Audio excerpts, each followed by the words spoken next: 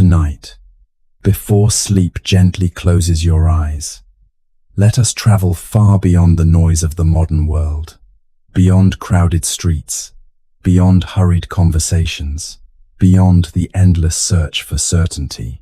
Let us climb an old mountain road, where cedar trees have watched the seasons for centuries, where temple bells drift through the morning mist, and where even silence seems to carry ancient wisdom. This is the story of a kingdom that feared losing its king, but more than that, it is the story of one young man who feared losing his father, and perhaps it is also the story of every heart that has ever loved someone enough to fear the day they must say goodbye. Long before anyone remembered the kingdom's first walls, long before merchants filled its marketplaces, or children laughed beneath the flowering plum trees, there stood a palace overlooking a wide green valley. It was neither the grandest kingdom nor the wealthiest. Travelers rarely crossed entire continents simply to admire it. Yet those who stayed often spoke of something unusual. The people smiled easily. The fields were well tended. The rivers ran clear. Justice was gentle, and no child ever went hungry if another family still had rice to share. Many believed such peace came from the mountains themselves. Others believed it came from the wisdom of the old temples hidden among the forests. But those who lived there knew another reason. Their king, King Daichi, had ruled for more than 40 years. He was respected not because he conquered distant lands, but because he seldom desired to. He listened before speaking, forgave more often than he punished, and when drought once threatened the kingdom, he opened the royal granaries before filling his own table. People remembered these things, not because history demanded it, but because kindness leaves quieter and longer echoes than fear. Now, the king could no longer leave his chamber. His once powerful hands trembled. His breathing had grown shallow. His silver hair rested softly upon embroidered pillows. The palace physicians came before sunrise. They left after sunset. Every day, they mixed herbs gathered from distant mountains, prepared rare medicines, burned fragrant roots from ancient forests. Yet each morning, the king seemed a little weaker. No one spoke the words aloud, but everyone understood. The final season of his life had begun. Outside the palace, life continued almost unchanged. Market stalls opened at dawn. Children chased one another across narrow streets. Farmers carried baskets filled with fresh vegetables. Temple bells welcomed another morning. The world, as it always does, kept turning. Even when one family believed time should stop, Prince Haru stood beside the window of his father's chamber. He had not slept well for many weeks. Every night, he counted the spaces between the king's breaths. Every pause felt too long. Every cough struck his heart like an arrow. He had studied military strategy, poetry, history, calligraphy, the teachings of wise scholars. Yet none of those lessons had prepared him for this. How could they? No scroll had ever explained how a son should watch the strongest man he had ever known become too weak to lift a cup of tea. Haru clenched his fists. If wisdom truly existed, why could it not stop this? That afternoon, the royal physician bowed deeply before the prince.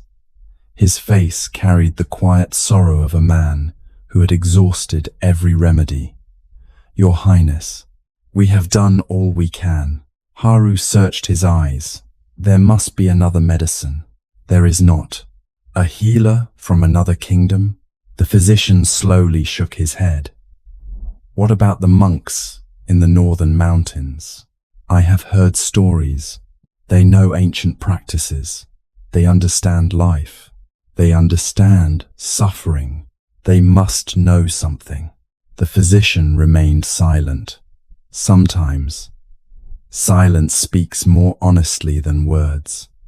That evening, Haru wandered alone through the palace gardens. The last light of day painted the sky with deep shades of amber and crimson. Cherry leaves drifted slowly across the stone paths. One landed upon the surface of a quiet pond, without resistance. It floated away. The prince watched until it disappeared beneath the reflection of the evening sky. A voice behind him spoke gently. "Why does that leaf trouble you?" Haru turned. An elderly monk stood near the old pine tree. His robes were faded from many years beneath sun and rain. His sandals carried the dust of long roads. His face held countless wrinkles. Yet his eyes were as calm as still water. The palace guards had not announced his arrival. It seemed almost as though the mountain itself had sent him. The prince bowed respectfully. "Master, my father is dying." The old monk nodded. "I know. Can you help him?" The monk looked toward the pond. "I cannot stop winter." Haru lowered his head. "I feared you would say that." The monk continued. "But perhaps I can help someone else." The prince looked confused. "Who?" The old monk smiled. "You." Night settled gently across the kingdom, one by one. Lanterns glowed along the palace corridors. Crickets began their quiet song beyond the garden walls. Far away, somewhere beyond the forests, a temple bell echoed through the darkness, deep, slow, unhurried. The monk listened until the final vibration disappeared into the night. Then he turned toward the prince. "Tomorrow, morning, if you truly wish to understand death, do not begin by looking toward the end of life." He paused. "Instead, we shall begin by learning how to see a single falling flower." Haru frowned slightly. A flower? How could a flower possibly answer the question that had haunted every sleepless night? The old monk offered no explanation, only a gentle smile. Sometimes, the deepest lessons arrive disguised as the simplest things. As this first night settles around us, notice your own breathing. No need to change it. Simply allow each breath to arrive and quietly depart, just as evening gives way to night, without asking permission. The Buddha taught that every living thing follows its own season. Flowers bloom, leaves fall, rivers flow, clouds gather, then disappear into open sky. We often fear these changes because we mistake change for loss. Yet perhaps, before we ask what death means, we might first ask, how deeply have we truly noticed life? Tonight, rest gently. There is no need to answer every question. Like Prince Haru, we have only just begun the journey. And somewhere, beyond the quiet mountains, morning is already preparing its first light. Morning arrived before the first birds began to sing. A pale silver light stretched quietly across the eastern sky, dissolving the last traces of night that clung to the mountains. The palace was still. Servants had not yet opened the great wooden gates. The kitchens remained silent. Even the fountains in the royal garden seemed to flow more gently, as though they too wished not to disturb the fragile peace of dawn. Prince Haru had barely slept. Each time he closed his eyes, he imagined his father's breathing growing weaker. Each dream ended the same way. An empty throne, a silent chamber, a kingdom without the man who had always seemed as permanent as the mountains themselves. He rose before sunrise and quietly dressed in plain traveling robes. For the first time in many years, he chose not to wear the embroidered garments of a prince. Today, he wished to walk simply as a son, outside the palace gate. The old monk was already waiting. He stood beside an ancient cedar tree with nothing more than a walking staff and a small woven basket hanging from his shoulder. When Haru approached, the monk bowed gently. "You came. I said I would." The monk smiled. Many people promise to seek wisdom. Few wake before sunrise to begin. Without another word, the old monk turned toward the mountain path. Haru followed. The road climbed steadily through quiet forests. Morning mist floated between towering cedars like pale ribbons drifting through forgotten dreams. Every few steps, tiny drops of dew fell from the branches overhead, sometimes onto the earth, sometimes onto moss-covered stones, sometimes upon the shoulders of the two travelers. Neither hurried. The monk walked with the slow confidence of someone who knew that every destination eventually arrived on its own. Haru, however, found himself glancing back toward the palace again and again. The monk noticed. "You are still there." Haru looked confused. "My body is here, but your heart remains inside your father's room." The prince lowered his eyes. "How can it not?" The monk nodded. "It should. But suffering begins when the body walks one road, and the mind refuses to leave another." After nearly an hour, the forest suddenly opened. Before them stretched an enormous hillside covered with cherry trees. Thousands upon thousands of blossoms glowed beneath the gentle morning light. Soft pink petals shimmered against the pale blue sky. The breeze carried their delicate fragrance across the valley. For a long while, Haru forgot to speak. He had seen cherry blossoms every spring since childhood. Yet somehow, he had never truly looked at them. "They're beautiful," he whispered. The monk simply nodded. As they continued walking, a light breeze drifted across the hillside. One blossom detached from its branch, then another. Soon, hundreds of pale petals floated through the air. They spun gracefully. Some landed upon the grass, others settled upon rocks warmed by the morning sun. Several drifted into a nearby stream. Within moments, they disappeared around the bend. Haru watched them silently. Finally, he spoke. "It's sad." The monk bent down and picked up one fallen blossom. "What makes it sad?" "It lived such a short time." The old monk held the blossom gently between his fingers. "Did the flower complain?" The prince blinked. "What?" "Did it apologize for falling?" Haru looked at the blossom. Of course it had not. It simply followed the wind.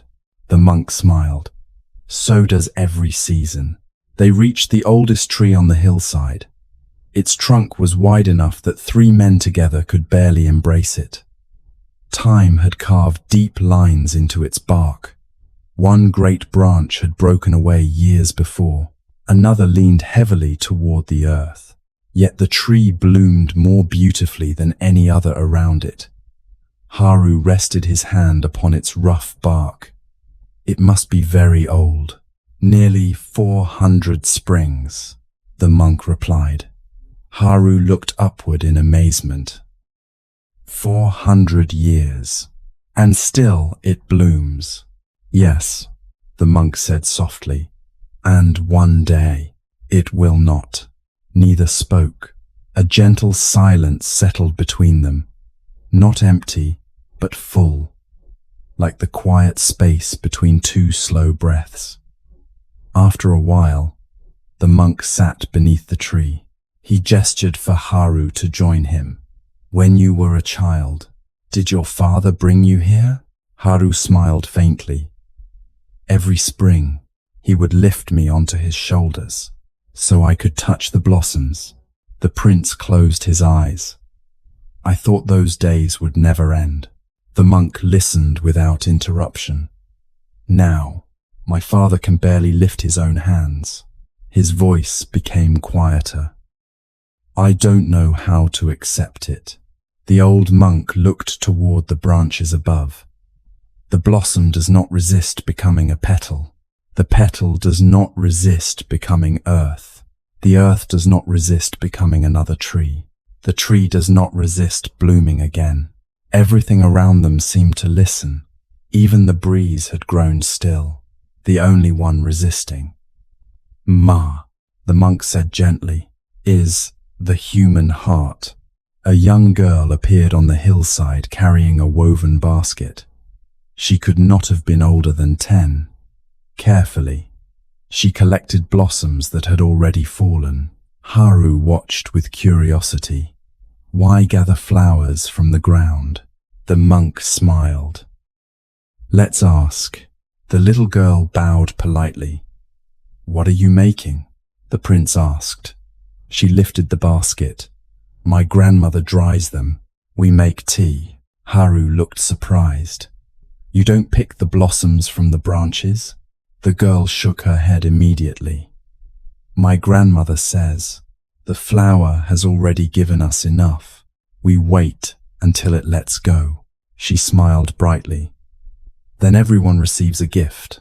The monk thanked the child. She skipped happily down the hill, humming a quiet tune as petals continued to fall around her. After she disappeared, the monk looked toward Haru. Did you hear her lesson? Haru nodded slowly. I think so. Tell me, the blossom becomes sweeter after it falls. The old monk's eyes brightened. Exactly. They remained beneath the tree until the sun climbed higher. More petals drifted around them. Not one seemed hurried. Not one clung desperately to its branch. Each simply released itself when its season had come. The monk picked up another blossom. Many people believe impermanence steals beauty. He turned the flower gently in his hand. But look carefully. Would these blossoms be treasured if they lasted forever? Haru considered the question. He imagined the trees blooming endlessly, year after year, never changing, never shedding a single petal. Somehow, the image felt strangely lifeless. He shook his head. No, we cherish them because they do not stay. The monk smiled warmly. Now you are beginning to see. As they prepared to leave, a sudden gust swept across the hillside. Thousands of blossoms filled the air at once. For a brief moment, the entire valley became a river of drifting petals. The world seemed to slow. No sound but the wind. No movement but the blossoms dancing through sunlight. Haru watched until the last petal settled upon the earth. A quiet realization stirred within him. Perhaps the beauty of his father's life did not exist despite its ending. Perhaps its ending was part of what made every shared memory so precious. He was not ready to let go. Not yet. But for the first time, he wondered whether letting go might someday become an act of love, rather than defeat. Tonight, as your breathing becomes slower, imagine yourself sitting beneath that ancient cherry tree. Feel the cool morning breeze upon your face. Watch one blossom drift gently from its branch. Notice how it does not struggle, it does not cling, it does not ask for one more day. It simply follows the quiet rhythm that has guided flowers for countless generations. The Buddha taught that all conditioned things are impermanent, not to make us afraid, but to awaken gratitude. When we remember that every moment will one day pass, we begin to see each ordinary moment as extraordinary. the warmth of a cup of tea, the laughter of someone we love, the softness of morning light, the sound of rain against a wooden roof. None of these ask to last forever. They ask only to be fully received. Perhaps that is why the cherry blossom never apologizes for falling. It has already fulfilled its purpose by blooming with all its heart. And perhaps so can we. The path grew quieter as they left the hillside of cherry blossoms behind. Soon, the sweet fragrance of spring flowers faded into the deep, earthy scent of cedar and moss. The forest became older. The trees stood farther apart. Sunlight reached the ground only in scattered beams, slipping gently between towering branches like pale ribbons of gold. Each step echoed softly upon the ancient earth. For a long while, neither Haru nor the old monk spoke. Sometimes, wisdom needs silence to settle like morning dew. The prince found himself thinking about the blossoms. They had fallen so peacefully, without fear, without regret, without asking the wind for one more hour. Yet his father's life did not feel like a blossom. It felt like an entire mountain beginning to disappear. Finally, he broke the silence. Master, when flowers fall, it feels natural, but when someone we love dies, it feels unbearable. The monk continued walking. It does. Haru waited for more. None came. After several moments, the monk smiled gently. The truth can be simple, without being easy. As they climbed higher, they heard something unexpected. Not birds, not wind. A child was crying. The sound echoed faintly through the forest. Soft, broken, heartfelt. They followed it until they reached a wide clearing. There, lying across the earth, was an enormous cedar tree. Its trunk stretched farther than a dozen horses standing nose to tail. Its roots rose into the air like the weathered hands of an old giant reaching toward the sky. Fresh soil still clung to them. The storm had only recently passed. Scattered branches covered the forest floor. Sunlight poured through the empty space where the tree's crown had once touched the heavens, beside the fallen giant. A young novice knelt quietly. Tears rolled down his face. The old monk approached. You knew this tree. The novice nodded. I watered the young saplings around it. I meditated beneath its shade. I read sutras against its trunk. He wiped his eyes. I thought it would always be here. The monk rested one hand upon the rough bark. It has been here for longer than anyone in this forest. The novice whispered. It isn't fair. Haru understood the boy's sorrow immediately.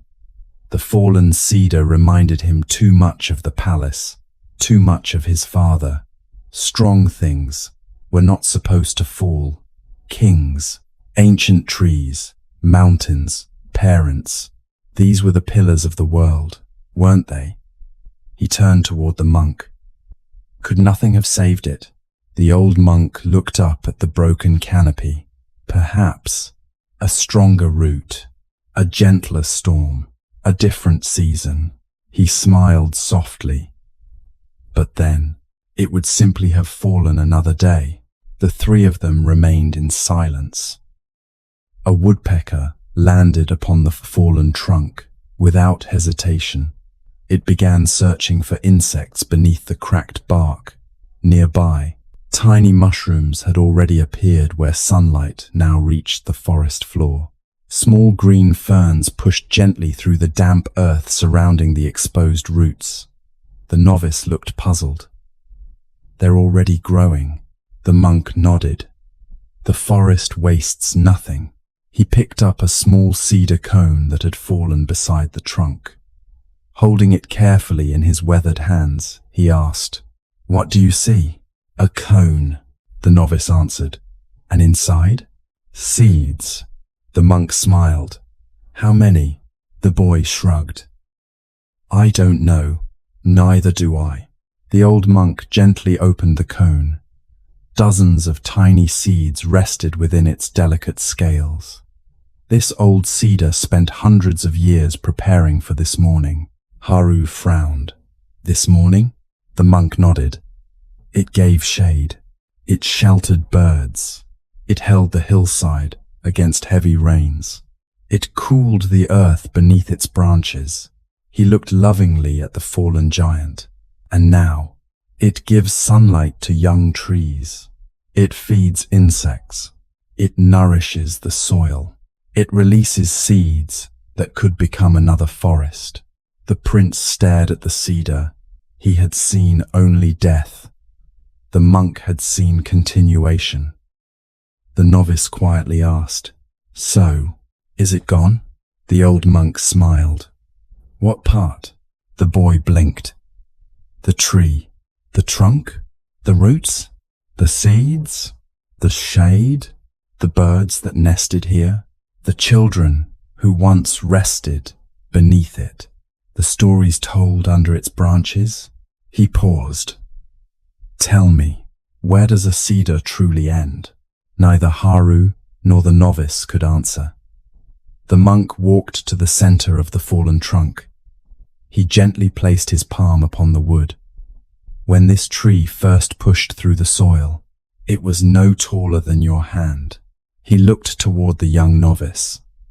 Would you have cried then, knowing it would someday fall? The novice shook his head. No.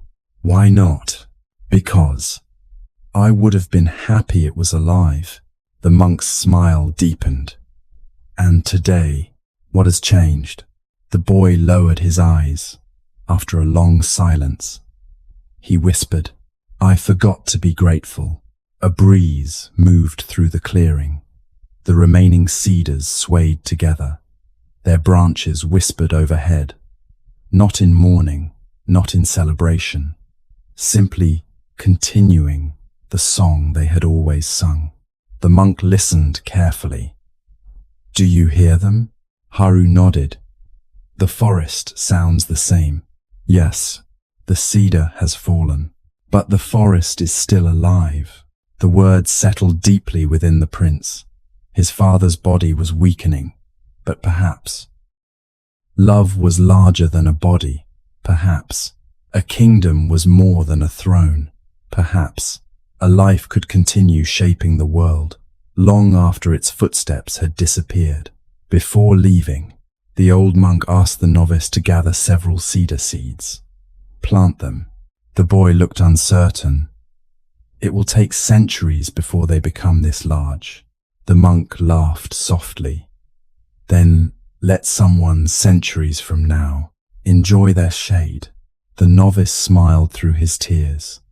For the first time that morning, hope quietly replaced grief. As Haru and the monk resumed their journey, the prince looked back. One last time. The fallen cedar no longer seemed defeated. It resembled an elderly teacher. Lying down after a lifetime of service, the monk noticed the change in his expression. What are you thinking? Haru answered slowly. My father may not stay, but perhaps what he has given will continue growing. The monk nodded. The body ends. The influence of a good life may continue beyond anything we can measure. Tonight, imagine yourself standing within that quiet cedar forest. The air is cool. The earth is soft beneath your feet. Before you rests the ancient tree, no longer reaching toward the sky, yet still offering gifts. Its wood shelters small creatures. Its roots hold the soil. Its seeds carry tomorrow's forest. The Buddha taught that all compounded things arise and pass away. Yet passing away is not always disappearance. Sometimes it is transformation. Sometimes It is generosity taking a different form. Think for a moment about the people who have shaped your own life. Perhaps a parent, a grandparent, a teacher, a friend. Some may no longer walk beside you, yet their kindness, their patience, their laughter still echoes quietly through the person you are becoming. Like the old cedar, a life does not end only where the heartbeat stops. It continues wherever love has taken root. As your breathing grows slower tonight, allow gratitude to settle gently within your heart. Not because everything lasts forever, but because, like the cedar, everything meaningful leaves seeds behind. And perhaps the greatest question is not how long we stand, but what kind of forest will grow because we once did. By the time the sun had climbed above the eastern hills, the forest gave way to gentle fields of wild grass. Morning mist lingered over quiet streams, while swallows skimmed low above the water, tracing invisible circles in the cool air. Prince Haru noticed that the old monk seemed to know every path, every stone, every bend in the road. It was as though the mountains themselves remembered his footsteps. "Have you walked this way often?" Haru asked. The monk smiled. "Only for about 60 years. The prince couldn't help but laugh. The old monk laughed as well. It was a soft laugh, the kind that asked for nothing. Not long afterward, the narrow road led them to a small village nestled between green hills. Unlike the bustling capital, this village awakened slowly. A woman swept fallen leaves from her doorway. Children chased dragonflies through the gardens. An old man repaired a bamboo fence while quietly humming an unfamiliar tune. There was no urgency. No one appeared to be racing against time. The old monk stopped before a modest workshop with weathered wooden walls. A faded wind chime hung from the roof. Its sound was almost too gentle to hear. "Today," the monk said, "we shall meet someone who has spent his entire life talking to clay." Inside, the air carried the comforting scent of wet earth and burning pine wood. Shelves lined every wall. Some held bowls glazed in deep forest green. Others shimmered with soft shades of ash grey and ivory. None were identical. Some leaned slightly to one side. Some bore tiny cracks beneath the glaze. Others had uneven rims. To Haru's eyes, many looked imperfect, yet somehow the room felt more beautiful than any palace hall. At the center sat an elderly potter. His back was slightly bent. His silver hair was tied loosely behind his neck. His hands trembled with age, but as they touched the spinning clay, they became astonishingly steady, like two old birds that still remembered how to fly. The old monk bowed. "My old friend." The potter smiled without looking up. "I wondered when the mountain would send you again." His eyes finally lifted toward Haru. "And who is this traveler?" "A prince," the monk answered. The potter chuckled softly. "Today, I shall pretend he is simply another student." Haru bowed deeply. "I would be honored." For several minutes, no one spoke. Only the quiet rhythm of the spinning wheel filled the room. The clay rose, collapsed, rose again. The old potter shaped it patiently, never forcing it, never rushing. Finally, Haru asked, "How many bowls have you made?" The old craftsman thought for a moment. "I stopped counting around 20,000. The prince stared in amazement. 20,000? Perhaps more. And yet, the potter smiled. "I am still learning." The monk pointed toward the clay. Is this another order? The old craftsman slowly shook his head. No, this one is for me. My last bowl. Silence settled gently over the room. The words seemed to linger in the warm air. My last? Haru repeated quietly. The potter nodded. My hands grow weaker each winter. My eyes no longer see the smallest details. The wheel spins more slowly than it once did. He looked lovingly at the unfinished bowl. I think this will be enough. The prince watched carefully. The rim of the bowl wasn't perfectly round. One side dipped slightly lower than the other. A faint wrinkle appeared along its outer wall. Without thinking, he spoke. It isn't perfect. The room became very still. The old potter looked at the bowl, then at Haru.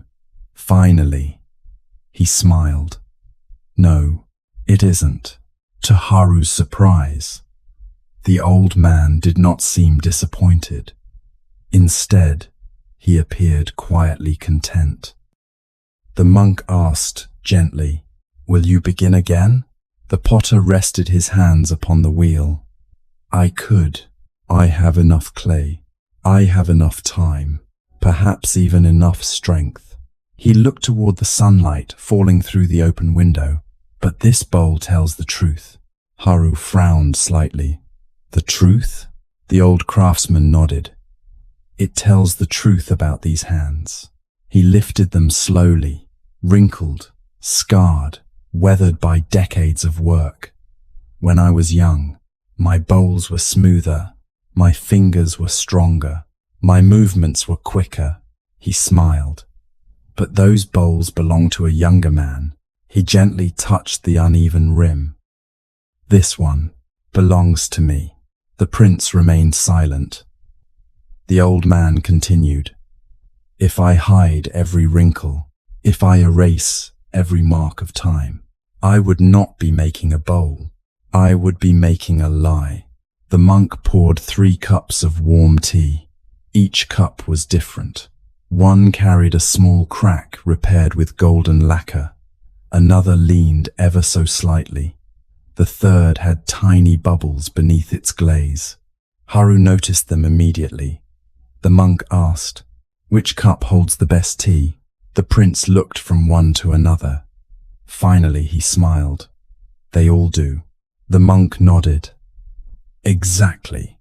The potter carefully placed the unfinished bowl beside the others.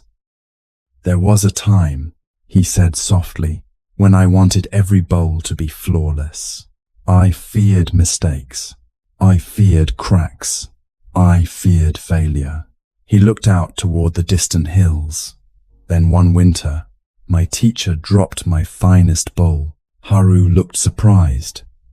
By accident, the old craftsman laughed. No, on purpose. The prince's eyes widened. He shattered it? The potter nodded.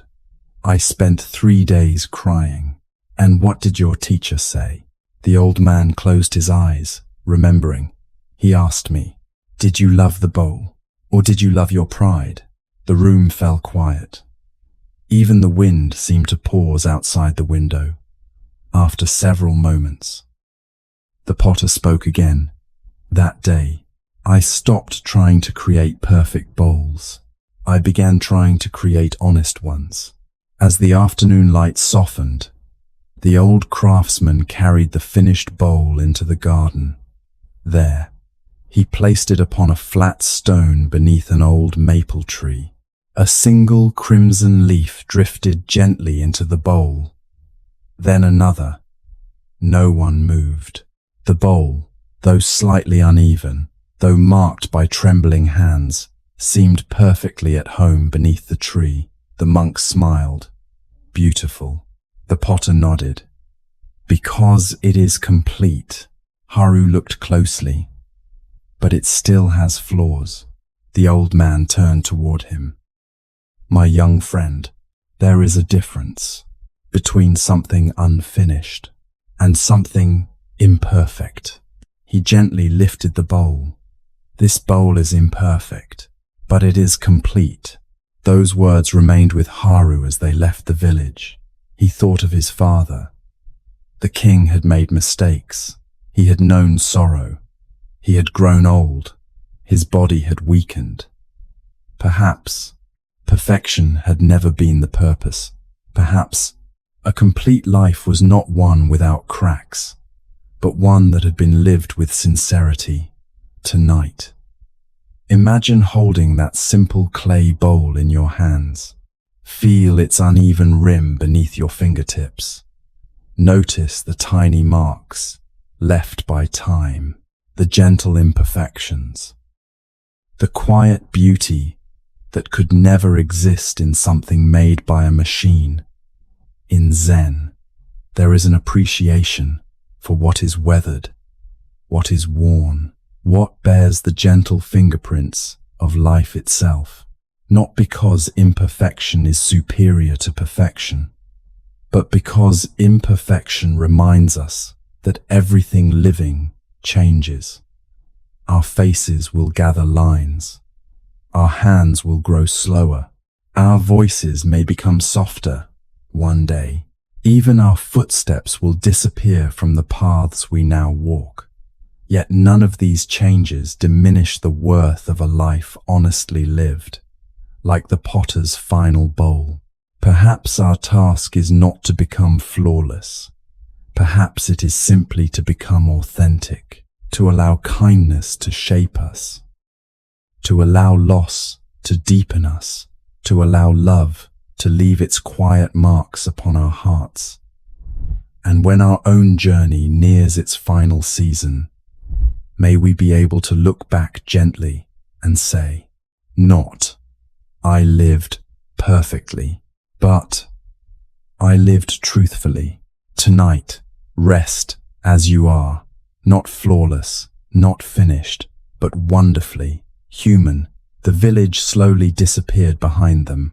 Its pottery kilns became faint wisps of smoke against the afternoon sky. The rhythmic sound of the potter's wheel faded into silence. Ahead, the road stretched toward gentle hills covered with tall grasses that swayed like waves beneath the autumn wind. Prince Haru walked more slowly than before. His thoughts remained with the old craftsman. He kept seeing the imperfect bowl resting beneath the maple tree. For the first time, he wondered whether his father's wrinkled hands were beautiful in the very same way. The old monk noticed the prince's silence. You are carrying another question. Haru smiled faintly. Is it that obvious? The monk chuckled. A quiet mind is easy to hear. The prince looked toward the distant horizon. Master, I understand that everything changes. I understand that perfection isn't the goal, but there is something I still cannot understand. The monk waited patiently. Why, if death is natural, does it hurt so much? The old monk stopped walking.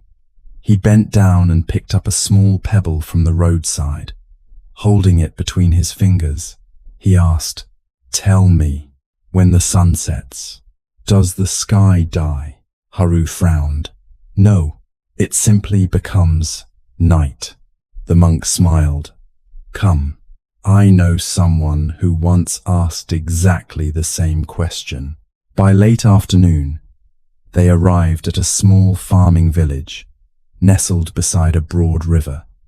Children laughed as they chased one another through golden rice fields. An old woman spread freshly harvested herbs beneath the sun. A fisherman repaired his nets beside the riverbank. Life unfolded quietly, without hurry, without announcement. Near the edge of the village, a little boy sat alone upon a large stone. He couldn't have been older than 7. His legs swung gently above the ground. In his hands rested a bundle of smooth wooden sticks. Every few moments, he would place another stick neatly beside him, then gaze toward the western sky. The monk smiled. Ah, He's still counting. The little boy looked up as they approached. Master. He jumped from the stone and bowed enthusiastically. You came back. I did, the monk replied warmly. And I brought a friend. The child bowed respectfully to Haru. The prince smiled. What are you counting? The boy proudly held up the wooden sticks. Sunsets. Haru blinked. Sunsets? The child nodded excitedly. I've counted 364. He pointed toward the horizon. Tonight will be 365. The prince couldn't help but smile. Why do you count them? The little boy thought for a moment. My grandfather told me, every sunset is a gift. So I don't want to waste any. Just then, an elderly man slowly approached from the nearby fields. His back was bent from many years of farming. His straw hat shaded gentle eyes, filled with quiet warmth. The old monk bowed deeply. My old friend, the farmer laughed softly. And you've returned just in time. The sky is promising us a beautiful evening. The four of them sat together upon the grassy hillside overlooking the river. No one spoke. Above them, clouds drifted lazily across the sky. The wind carried the scent of fresh earth and ripening grain. The little boy leaned against his grandfather's shoulder, still holding his wooden sticks. Finally, Haru asked, why teach him to count sunsets? The old farmer smiled, without taking his eyes from the horizon. Because I once spent 40 years without seeing a single one. The prince looked surprised. How is that possible? I was always too busy, the old man replied quietly. I told myself, tomorrow, I'll watch tomorrow, but tomorrow kept becoming another tomorrow. The little boy looked up. Grandfather says, people think they have endless sunsets. The farmer nodded, until one day, they realize they've already seen most of them. Silence settled gently around them. The words were simple, yet they landed deeply within Haru's heart. Slowly, the sun began its descent. The river transformed into flowing gold. Birds crossed the glowing sky in graceful formation. The rice fields shimmered like oceans of amber. The little boy carefully placed one final stick upon the ground. 365, he whispered happily. No applause, no celebration, only quiet gratitude.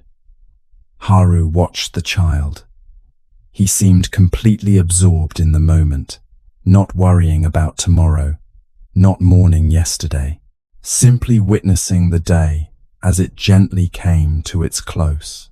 The prince realized he himself had seen thousands of sunsets, yet he could remember almost none of them. His mind had always been elsewhere, planning, studying, worrying, rushing. How many beautiful evenings had passed unnoticed? The monk turned toward him. Tell me, Haru, if this were your last sunset, would you watch it differently? The prince's answer came almost immediately. Yes. The monk nodded. Then perhaps, the problem is not that death exists. It is that we live, as though it doesn't. The evening breeze moved softly through the tall grass. No one spoke. The lesson required no further explanation. As darkness gently settled over the valley, the little boy gathered his wooden sticks into a cloth pouch. Haru smiled. What happens when you reach 1,000? The child grinned. I'll keep counting. Why? Because every sunset is different. The old farmer laughed. And that's why they're worth watching. Before leaving, the boy handed Haru one smooth wooden stick. For your first sunset. The prince looked at the tiny piece of wood. So I remember. The child nodded. so you don't forget to look." Haru slipped it carefully into his robe. It felt strangely precious, not because it was valuable, but because it reminded him that one day there would be a final sunset, and that knowledge made tonight's sky more beautiful than any he had ever seen. Tonight, imagine yourself sitting quietly beside that peaceful river. The day is ending. The sky glows with shades of gold, amber, rose, and soft violet. Nothing is asking you to hurry. Nothing is asking you to solve tomorrow. Simply watch as the light slowly changes. The Buddha encouraged his disciples to remember that life is uncertain, not to fill the heart with fear, but to awaken it from forgetfulness.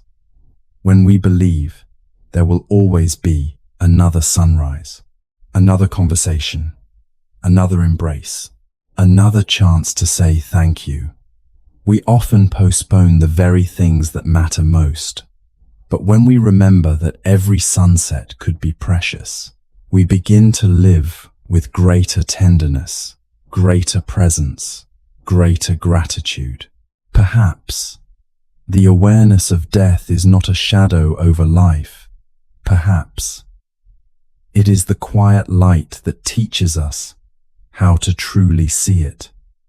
So tonight, as your breathing becomes slower, imagine placing one small wooden stick beside your heart, not to count the days you have lost, but to honor the day you have been given, and let that quiet gratitude accompany you. As you drift peacefully into sleep, the next morning arrived wrapped in silence, not the silence of emptiness, but the silence that comes just before the first bird welcomes the dawn. The mountain air was cool. Tiny beads of dew rested upon blades of grass like scattered pearls. Prince Haru awoke before the temple bell. For the first time in many weeks, his sleep had not been filled with fear. He still thought of his father. He still worried, but something within him had begun to soften. Not because death seemed less real, but because life had begun to feel more precious. The old monk was already outside. He stood facing the eastern horizon, hands folded inside his worn sleeves. Together, they watched the first light spill gently across the mountains. Neither spoke. Some mornings, conversation would only disturb what the sky was already saying. After several quiet breaths, the monk turned. "Today, you will learn a practice older than this temple." Haru nodded. "Will you teach me meditation?" The monk smiled. "I will, but not where you expect." Instead of walking toward the meditation hall, the monk led Haru down a narrow stone path disappearing behind the temple. The path curved through an ancient bamboo grove. Morning mist drifted between the tall green stalks. Each breeze made the bamboo whisper softly to one another. Soon, the bamboo gave way to a small clearing. There, hidden beneath towering cedar trees, lay an old cemetery. Simple stone markers rested quietly among patches of moss. Some leaned with age. Some had lost their carved names entirely. Wild flowers grew freely between them. There were no grand monuments, no statues of kings, no marble palaces, only weathered stone, earth, sky, and silence. Haru stopped walking. His chest tightened. He had expected incense. A sacred hall, perhaps ancient scrolls, not a cemetery, the monk noticed. "Does this place make you uncomfortable?" The prince answered honestly, "Yes." "Why?" Haru looked around. "It reminds me of what I am trying not to think about." The monk nodded gently. "And yet, here we are." At the far end of the cemetery, several young monks quietly swept fallen leaves from between the graves. They worked slowly, almost reverently, None appeared sad. None hurried. One novice carefully straightened a small vase, holding fresh mountain flowers beside an old stone marker. Another lit a single stick of incense. The smoke rose silently into the cool morning air. Haru whispered, "Who are they mourning?" The old monk smiled. "No one." The prince frowned. "Then why are they here?" "To remember." One of the youngest novices approached carrying a wooden bucket. He couldn't have been older than 12. His face brightened when he saw the old monk. "Master." The boy bowed deeply. "You came. I promised I would." The novice smiled. "I've already finished sweeping my side." The monk looked around. "You have done it well." The boy's smile grew wider. Haru watched with curiosity. "Do you know the people buried here?" The novice looked toward the old stones. "Only a few." "And the others?" "I never met them." "Then why care for their graves?" The boy thought carefully before answering. "Because someone once cared for mine." The prince looked confused. "Your grave?" The novice laughed softly. "My future grave." The old monk smiled, but said nothing. The boy continued. "One day, I will rest somewhere too. I hope someone I've never met will place flowers there." Those simple words settled over the cemetery like morning mist. Haru slowly looked around again. The graves no longer seemed frightening. They felt peaceful, almost like old books resting quietly on forgotten shelves. Each one had once belonged to a child, a parent, a friend, someone who had laughed beneath spring blossoms, someone who had watched sunsets, someone who had once believed they had plenty of time. The old monk stopped before a weathered stone almost hidden beneath moss. Its inscription had faded long ago. No family name remained, no title, no date, only smooth stone, worn gently by rain. Haru knelt beside it. "Who lies here?" The monk smiled. "I do not know." The prince looked surprised. "You don't?" "No." "Then why stop?" The monk rested one hand upon the stone. "Because someone lived, someone loved, someone suffered, someone hoped, someone feared death, just as we do." "Is that not enough?" The prince quietly lowered his head. For a long while, he simply looked at the nameless grave. He imagined the unknown life that had once filled it. Perhaps a farmer, perhaps a mother, perhaps a child who never reached adulthood. The details had disappeared, yet somehow their humanity remained. The monk sat beside him. Long ago, the Blessed One encouraged his disciples to visit places like this. Haru listened carefully, not because death should become an obsession, and not because life is meaningless. He gently brushed a fallen leaf from the stone. But because forgetting death is the quickest way to forget how to live. A cool breeze moved through the cedar branches. Tiny needles drifted softly onto the earth. The monk continued. "There is an ancient practice. It is called Maranasati." He spoke the word slowly. As mindfulness is remembering the present, Maranasati is remembering that life is uncertain. The prince remained silent. The monk smiled gently. Many people misunderstand this. They imagine monks sitting among graves, thinking only about dying. He shook his head. "No, we remember death, so we do not postpone living." The novice returned carrying a small clay bowl filled with water. He poured a little over the old stone. The moss became a deeper shade of green. Then he placed a single white wildflower beside it. No prayer, no speech, no ceremony, just one flower, one quiet act of gratitude. The monk turned toward Haru. What do you think he has given this person? The prince answered, a flower. The monk smiled. And what has the unknown person given him? Haru opened his mouth, then stopped. After a long silence, he whispered, a reason to be kind today. The monk nodded. This is why we visit the graves. The temple bell echoed faintly across the valley. One deep, resonant tone. The young monks slowly stood. Each bowed toward the cemetery, not to worship death, but to acknowledge life.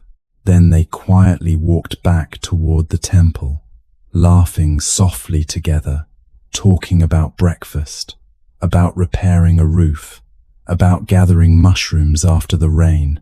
Life continued, not despite remembering death, but because remembering death made every ordinary moment feel sacred. As Haru followed them, he looked back one final time. The cemetery remained peaceful beneath the morning light. It no longer felt like a place where life ended. It felt like a place that whispered, do not wait. Do not wait to forgive. Do not wait to say thank you. Do not wait to watch another sunset. Do not wait to tell someone they are loved, because none of us know how many mornings remain. Tonight, imagine yourself walking slowly through that quiet mountain cemetery. There is no fear here, only stillness. The air smells of cedar, cool earth, and fresh rain. Ancient stones rest peacefully beneath soft green moss. Some names can still be read. Others have long since faded into silence. Yet every stone reminds us of the same gentle truth. Every life, no matter how ordinary, once contained hopes, dreams, laughter, heartbreak, moments of courage, moments of regret.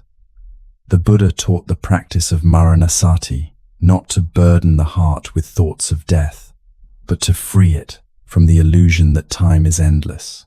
When we remember that our days are limited, the smallest moments become extraordinary. A warm cup of tea, the sound of a loved one's voice, the touch of sunlight through a window, the quiet rhythm of your own breathing. None of these are guaranteed tomorrow. That is precisely why they are so precious today. So tonight, as you drift gently towards sleep, do not fear the thought that life is finite. Instead, let it awaken a deeper gratitude for this very breath, this very heartbeat, this quiet evening, because the awareness of death is not the opposite of life. It is the light that teaches us how to cherish every moment we are given. The temple bell had long since faded into the mountains. Morning slowly unfolded across the valley. Mist lifted gently from the cedar forest, revealing winding paths that disappeared among ancient pines. The cemetery now rested quietly behind them.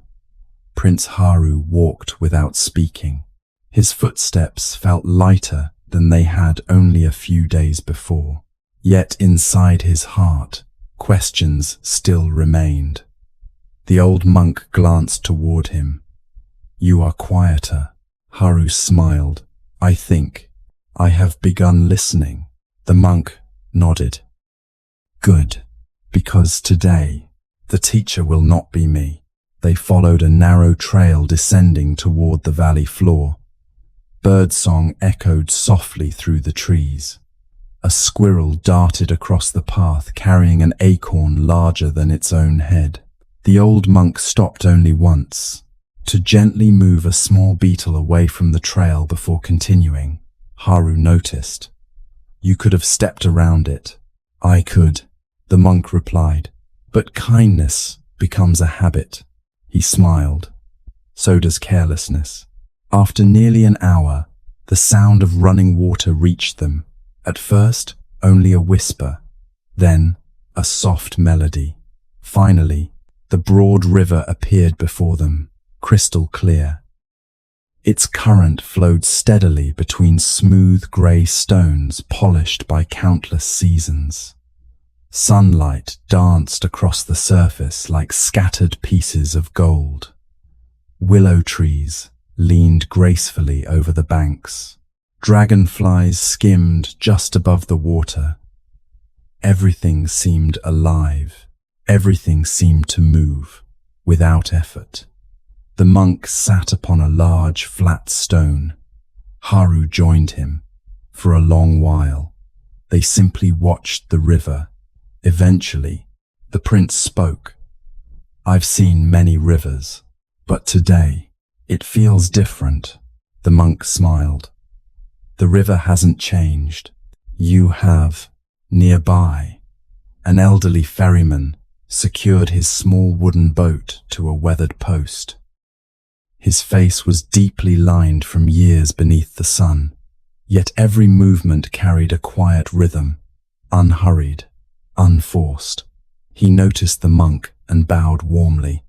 "My old friend, it has been another season." The monk returned the bow. "And the river still teaches." The ferryman laughed. "It teaches everyone, whether they listen or not." The ferryman poured tea into 3 rough clay cups. Steam curled gently into the cool morning air. Haru accepted his cup with gratitude. "You have crossed this river for many years?" the prince asked. The old man nodded. 48. "Have you ever grown tired of seeing the same river?" The ferryman smiled. "I have never seen the same river." Haru looked puzzled. The ferryman pointed toward the current. "The water I crossed yesterday reached the sea before dawn." He pointed again. "The water before us, now, has never passed this stone before." The prince watched more carefully. Leaves floated downstream. None paused. None turned back. The current carried each one onward, without struggle, without regret. The ferryman reached into the boat and picked up a small wooden cup. He dipped it into the river. Holding the water carefully, he asked, "What do I have?" "The river," Haru answered. The ferryman gently poured the water back. "Do I still?" "No." "What happened?" "It returned." The old man smiled. "Did I lose it?" Haru hesitated. "No, you never truly possessed it." The monk looked toward Haru. "So it is with every moment." The prince lowered his eyes. Every conversation with his father, every childhood memory, every spring festival, every shared meal, he had tried to hold them, to preserve them, as though love meant refusing change. The ferryman suddenly asked, "Your Highness, have you ever tried to stop a river?" Haru laughed softly. "Of course not. It would be impossible." The ferryman nodded. "And yet, we try every day."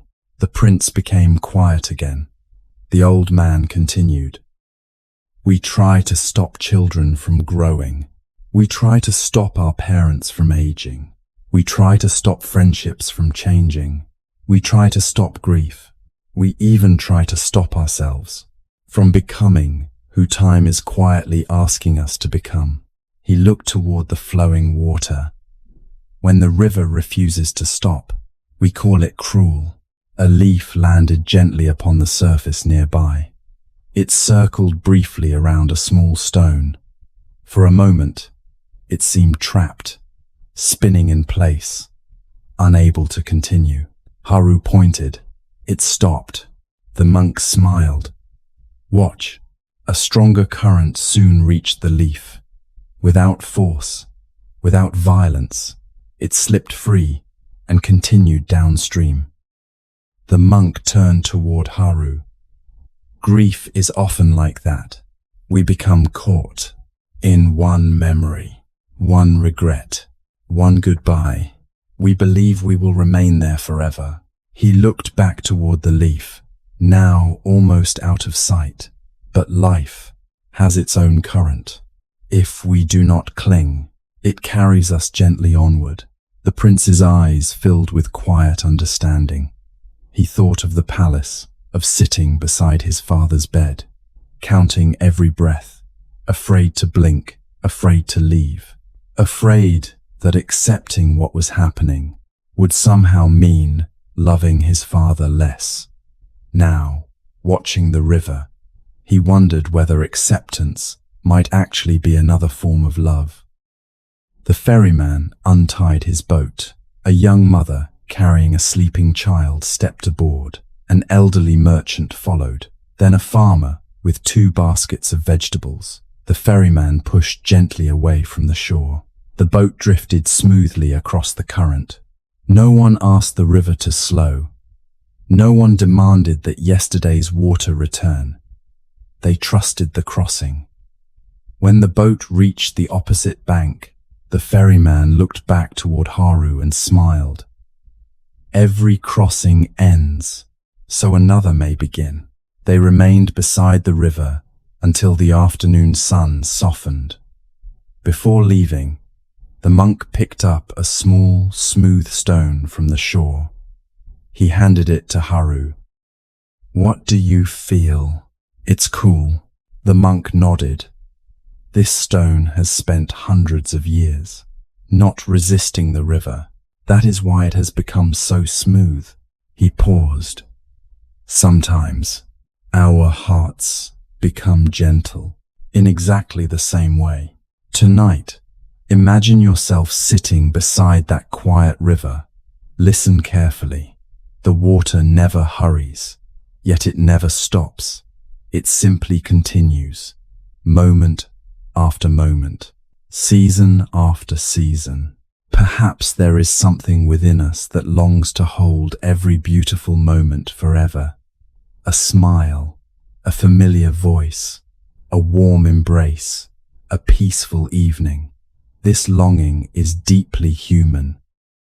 Yet suffering begins when we mistake flowing water for something we can possess. The Buddha taught that attachment does not arise because we love. It arises because we fear losing what we love. But love itself can flow like the river, gentle, generous, unafraid. As you breathe tonight, imagine placing each thought upon a floating leaf. Watch it drift downstream. No need to chase it. No need to pull it back. Simply let the river carry what no longer needs to be held. And perhaps, as the current continues its quiet journey toward the sea, your heart, too, will discover that letting go is not forgetting. It is trusting life enough to keep flowing. The river slowly disappeared behind them. Its gentle murmur faded into the distance until it became almost impossible to hear. The path climbed once more through rolling hills, where tall grasses bowed gracefully beneath the afternoon breeze. Clouds drifted lazily across an endless blue sky. For the first time since leaving the palace, Prince Haru noticed himself smiling without realizing it. The old monk saw the change. "You smiled." Haru looked surprised. "Did I?" The monk nodded. It arrived quietly. The best smiles usually do. The prince lowered his eyes. "I was thinking about the river. I realized my father has spent his entire life giving, even if he leaves. Perhaps not everything leaves with him." The old monk's expression softened. "Today, you will see exactly what remains." As evening approached, they reached a small mountain village, preparing for its annual lantern festival. The narrow streets were alive with quiet excitement. Children carried bundles of paper lanterns painted with cranes, lotus flowers, and flowing rivers. Women arranged fresh chrysanthemums along wooden porches. Old men carefully repaired bamboo frames that would soon hold hundreds of tiny flames. The air smelled faintly of cedar wood, rice cakes, and melted beeswax. Unlike the grand celebrations of the capital, this festival was simple. No musicians, no royal banners, only neighbors helping neighbors, families working side by side. The entire village seemed to glow. Even before a single lantern had been lit, the monks stopped before a modest workshop. Inside, shelves were filled with candles of every size. Some were tall and slender, others short and round. Many bore tiny imperfections where warm wax had cooled unevenly. At the center of the room stood an elderly candle maker. His beard was as white as fresh snow. His hands moved carefully as he trimmed cotton wicks with a small bronze knife. He looked up and smiled. "My old friend." The monk bowed. "It is festival season again." The candle maker laughed. "So it is." His eyes turned toward Haru. "And who has come to borrow light today?" The prince smiled politely. "Perhaps I have." The workshop slowly filled with villagers collecting candles for the evening celebration, one by one. The candle maker handed each person a single candle. No one hurried. Every exchange ended with a bow and a grateful smile. Haru watched closely. Finally, he asked, "How many candles have you made?" The old man chuckled. "I stopped counting after 50 years. And aren't you afraid of running out?" The candle maker smiled. "Light has never become poorer by being shared." As twilight settled over the village, everyone gathered in the central square. A single large candle stood upon a simple wooden table. It was the only flame burning. Children surrounded it quietly. Each held an unlit lantern. The village elder bowed toward the old candle maker. "Would you begin?" The old man nodded. He lifted the first lantern. Its wick touched the great candle. A tiny flame appeared. Then he handed that lantern to a little girl. She turned and lit another. That child lit another, then another. Soon, dozens of small flames danced through the gathering. Within minutes, hundreds of lanterns glowed warmly against the deepening night. The entire village shimmered beneath soft golden light. Haru watched in silence. One flame had become hundreds. Yet the original candle still burned, just as brightly. The monk turned toward him. "What has the first candle lost?" The prince answered softly. "Nothing." The monk nodded. "And what has it given?" "Everything." For a long moment, Haru simply watched the sea of gentle lights. Each lantern illuminated only a small circle around itself. Yet together, they transformed the entire village. No single candle could have done that alone. The old monk spoke quietly. "A kind word is like this. So is forgiveness. So is compassion. So is wisdom. They are not diminished when shared." The candle maker joined them. "When I was a young apprentice, my teacher gave me one candle. He said, 'Protect this flame.' I spent years trying to keep it safe. I hid it from the wind. I feared someone might extinguish it." He smiled. "Then, one winter, my teacher laughed." "What did he say?" Haru asked. The old man looked toward the glowing square. He asked, "Did you think the purpose of a flame was to survive?" He paused. "Its purpose is to give light." The prince felt something stir deeply within him. He thought of his father again. The king had spent decades teaching, listening, forgiving, encouraging, comforting. Thousands of people carried memories of his kindness. Perhaps those memories were like lanterns, quietly burning, long after the first flame had grown small. As darkness deepened, the villagers began placing their lanterns along the riverbank. The reflections trembled gently upon the flowing water. It looked as though the stars themselves had descended to float upon the earth. Children laughed, elders smiled, young couples walked hand in hand. The atmosphere was peaceful, not loud, not extravagant, simply filled with quiet gratitude. The monk whispered, "Look carefully." Haru nodded. "I see a festival." The monk smiled. "I see a lifetime." The prince frowned slightly. "A lifetime?" "Yes. We each receive one small flame. We choose whether to hide it or share it." Just then, a little boy accidentally dropped his lantern. The flame went out. He looked ready to cry. Before he could, an elderly woman walked over. Without saying a word, she leaned her lantern toward his. A new flame appeared. The boy's face lit up with joy. The woman's own candle continued burning. Nothing had been taken from her, only something given. The monk looked toward Haru. "One day, your father's body will become still." The prince lowered his head. The words no longer struck him like arrows. They landed gently, like truth. The monk continued, "But tell me, if his kindness continues inside those he has touched, Tenny, where exactly does his light end?" Haru did not answer immediately. His eyes wandered across the hundreds of lanterns glowing beside the river. Finally, almost as a whisper, he said, "Perhaps it doesn't."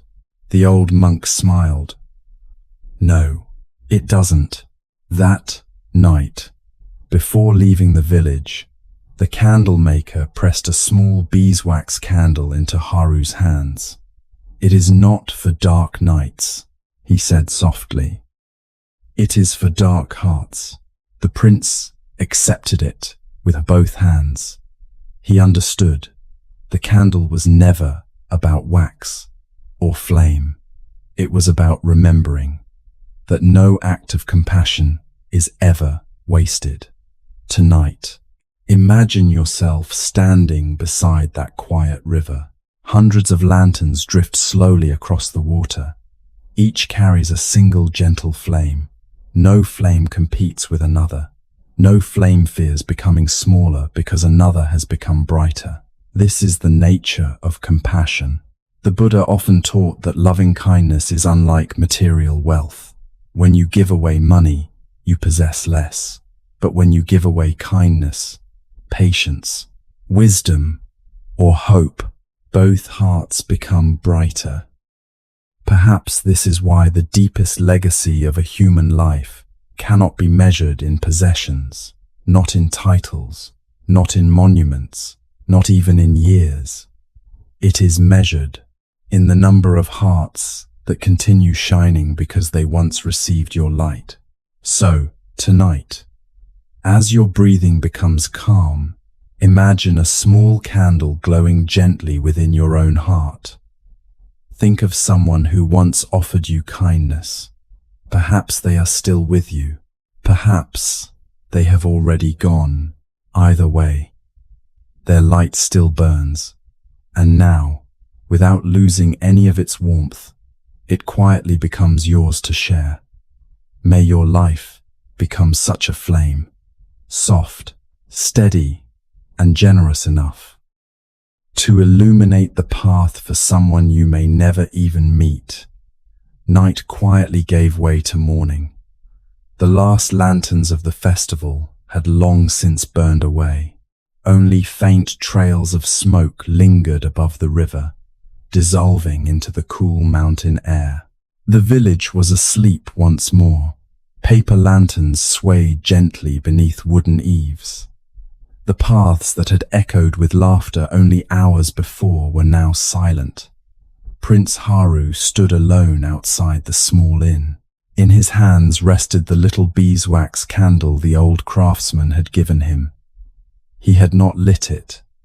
He simply held it, as though it carried a warmth beyond its flame. The old monk quietly approached. "You did not sleep." Haru smiled gently. "I slept, but I woke before dawn." The monk nodded. "Sometimes the heart wakes before the body." They left the village just as the eastern sky began to brighten. The trail climbed toward higher mountains. The air became cooler with every step. Pine needles covered the forest floor like a soft green carpet. The only sound was the rhythm of their sandals against ancient stone. After some time, a beautiful song drifted through the trees. It was unlike the call of any bird Haru had heard before. The melody was delicate, pure. Each note rose into the still morning air before gently fading away. The prince stopped walking. "What bird is that?" The monk smiled. "Listen carefully." The song came again. Only a few brief notes. Then silence. Haru searched the branches overhead. "I can't see it." "You probably won't," the monk replied. "It sings from the highest pines." The prince continued listening. Minutes passed. No more song came. "Has it flown away?" The monk shook his head. "No, it has finished." As they continued, they came upon a small wooden hut tucked beneath towering cliffs. Outside sat an elderly woman weaving bamboo baskets. She greeted the monk warmly. "You've arrived early." "The mountains called," he answered.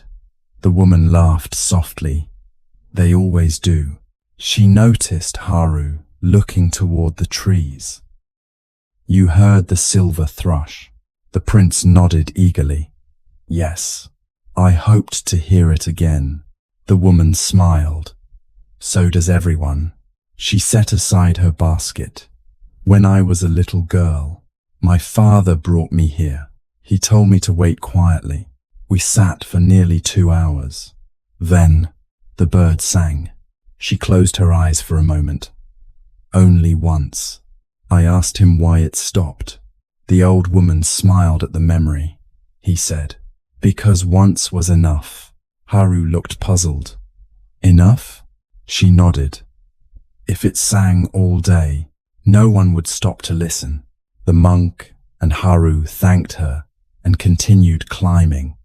Soon, the forest opened onto a breathtaking cliff overlooking endless mountains. Clouds drifted below them like a vast white ocean. The wind carried the scent of cedar and distant rain. They sat quietly upon a flat stone. Again, the bird sang. Just once. Its voice floated across the valley, so clear, so impossibly beautiful, that Haru felt tears gathering in his eyes before he even understood why. Then, silence. After several moments, the prince whispered, "I wish it had continued." The monk nodded. "So do many people. Wouldn't the mountain be even more beautiful?" Haru asked. The monk smiled. "Or would you simply stop noticing?" The prince considered the question.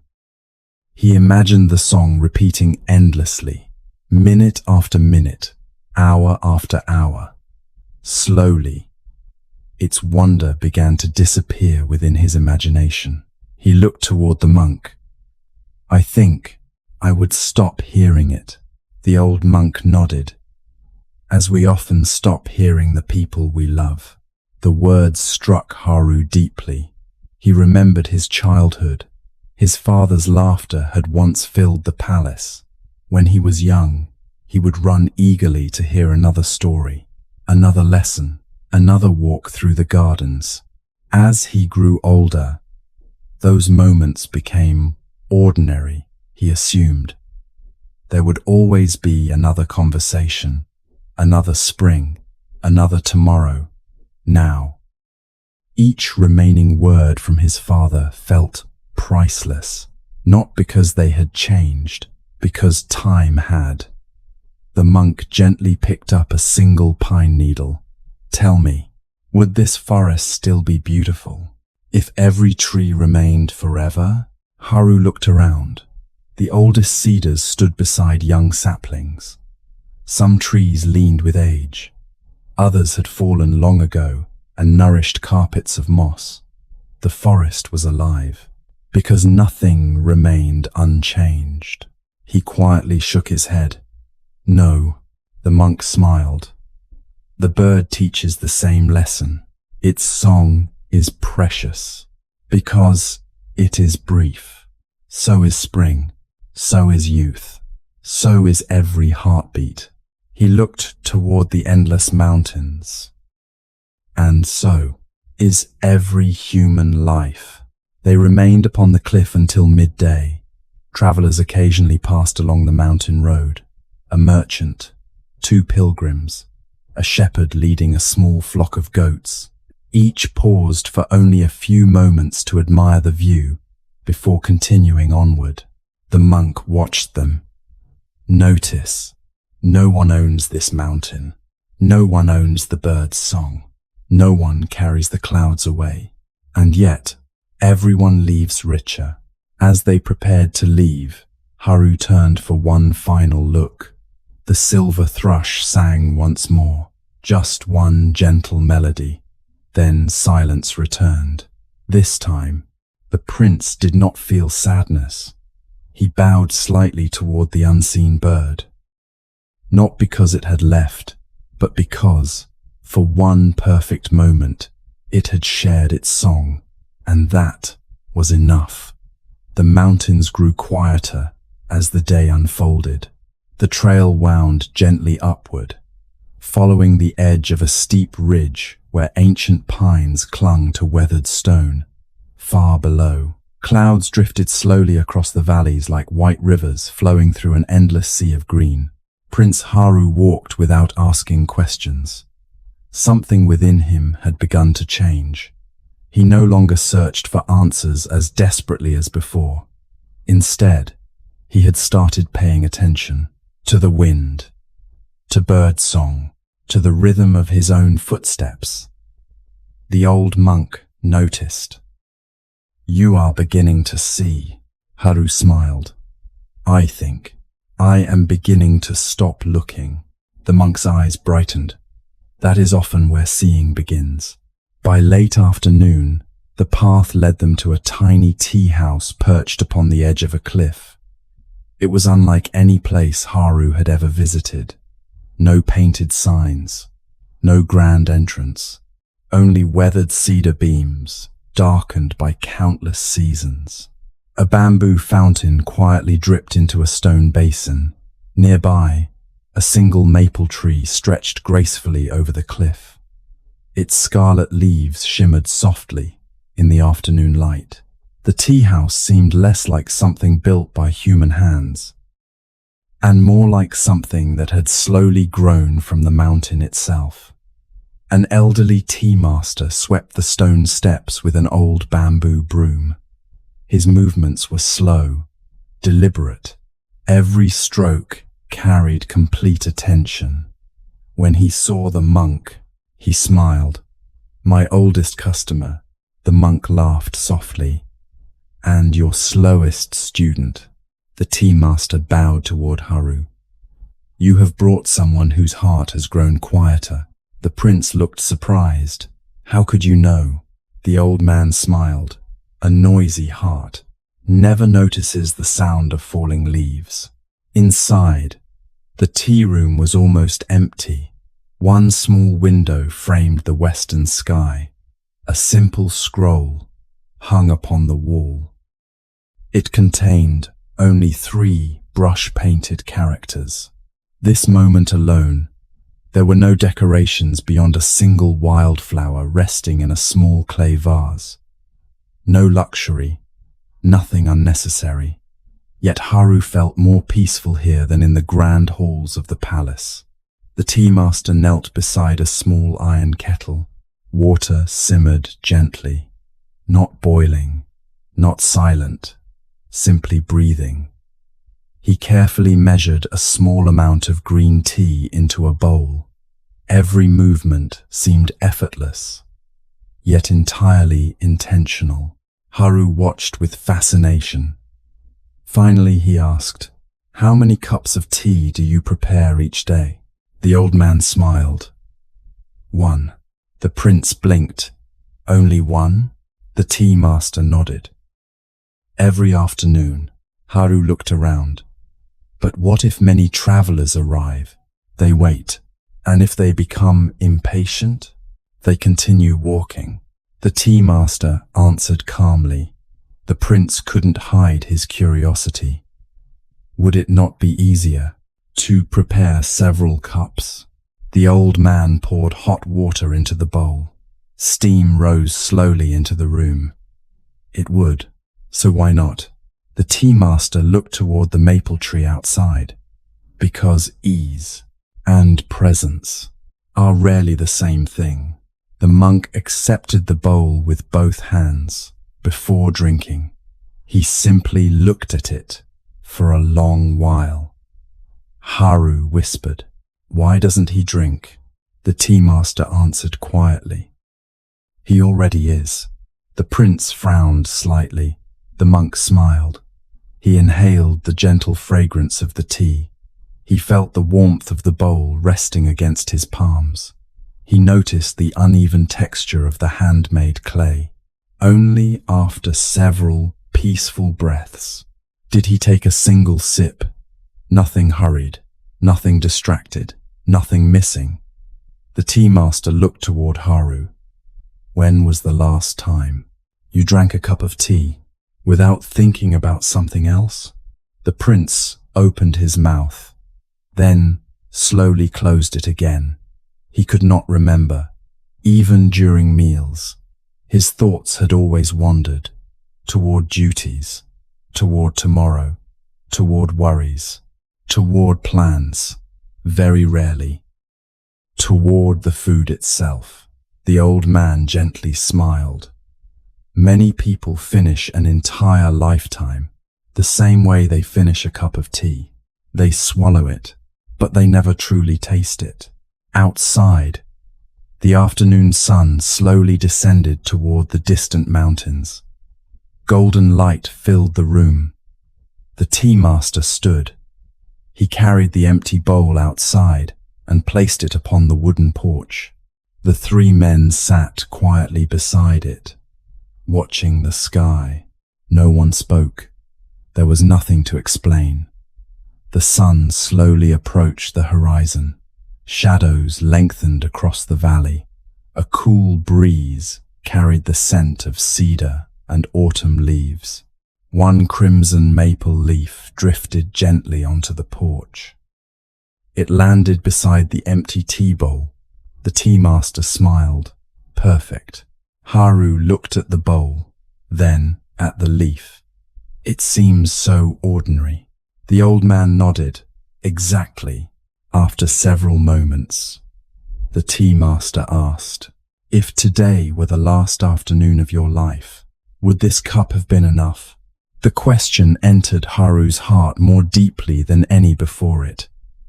He looked toward the fading sunlight, toward the quiet mountains, toward the simple clay bowl, then toward his own hands. He realized something. For many years, he had believed that meaning existed somewhere ahead, after becoming king, after solving every problem, after earning every achievement, after tomorrow. But life was happening here, inside this breath, inside this cup of tea, inside this sunset. The monk gently broke the silence. The Buddha often reminded his disciples, the present moment is the only place where awakening is possible. He looked toward the prince. We cannot awaken yesterday. We cannot awaken tomorrow. We awaken here. The sun touched the horizon. The valley became a sea of gold. The tea master quietly closed his eyes, not to escape the beauty, but to receive it completely. Haru did the same. He listened. The wind, the distant cry of a hawk, the whisper of maple leaves, his own breathing. For a few brief moments, nothing was missing. Nothing needed to change. There was no fear, no future, no past, only life, exactly as it was. As darkness slowly settled, the tea master handed Haru the empty clay bowl. Take this. The prince looked surprised. It is empty. The old man smiled warmly. That is why it can always be filled. Haru bowed deeply. He understood that the bowl was never meant to hold tea alone. It was meant to remind him that every new day arrives empty, waiting only for our attention, waiting only for our presence. Tonight, imagine yourself sitting upon that quiet wooden porch. The day is gently drawing to its close. A warm bowl of tea rests in your hands. You feel its gentle heat against your palms. You notice the fragrance rising softly into the cool evening air outside. The last rays of sunlight touch the mountains. Nothing extraordinary is happening, and yet everything feels complete. The Buddha taught that suffering often arises because the mind is rarely where the body is. While drinking tea, we think about tomorrow. While walking, we think about yesterday. While speaking with someone we love, we prepare our next sentence instead of listening. Life quietly unfolds, while our attention lives somewhere else. Perhaps peace is not something we must create. Perhaps it has always been waiting. Inside this very moment, inside this very breath, inside this very heartbeat. As you prepare for sleep tonight, imagine placing all of tomorrow's worries outside the door, just for a little while. Allow yourself to be fully here, breathing, resting, listening. Like the empty bowl, may your heart remain open enough to receive the simple miracle of this moment alone. The mountain morning arrived quietly. Thin strands of mist drifted through the cedar trees, while the first light of dawn touched the highest peaks with soft shades of gold.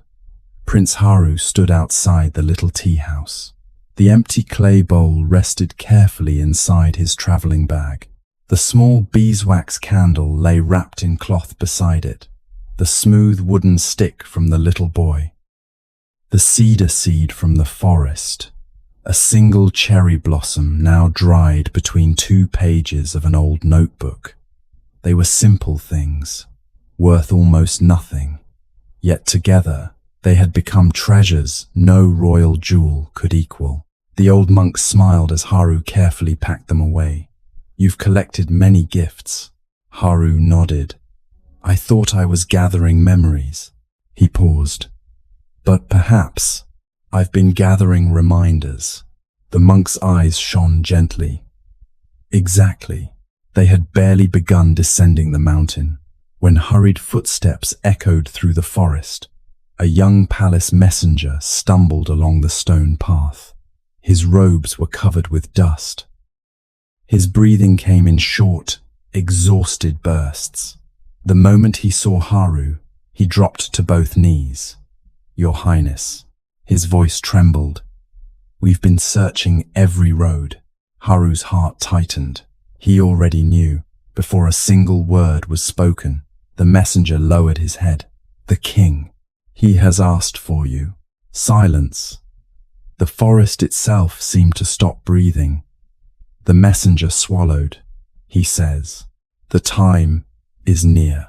For several long moments, Haru could not move. The words he had feared for so many nights had finally arrived. Not loudly, not dramatically, only as a quiet truth. The old monk rested one hand upon the prince's shoulder. "Then we should not keep him waiting." The journey back to the capital felt strangely different from the journey away.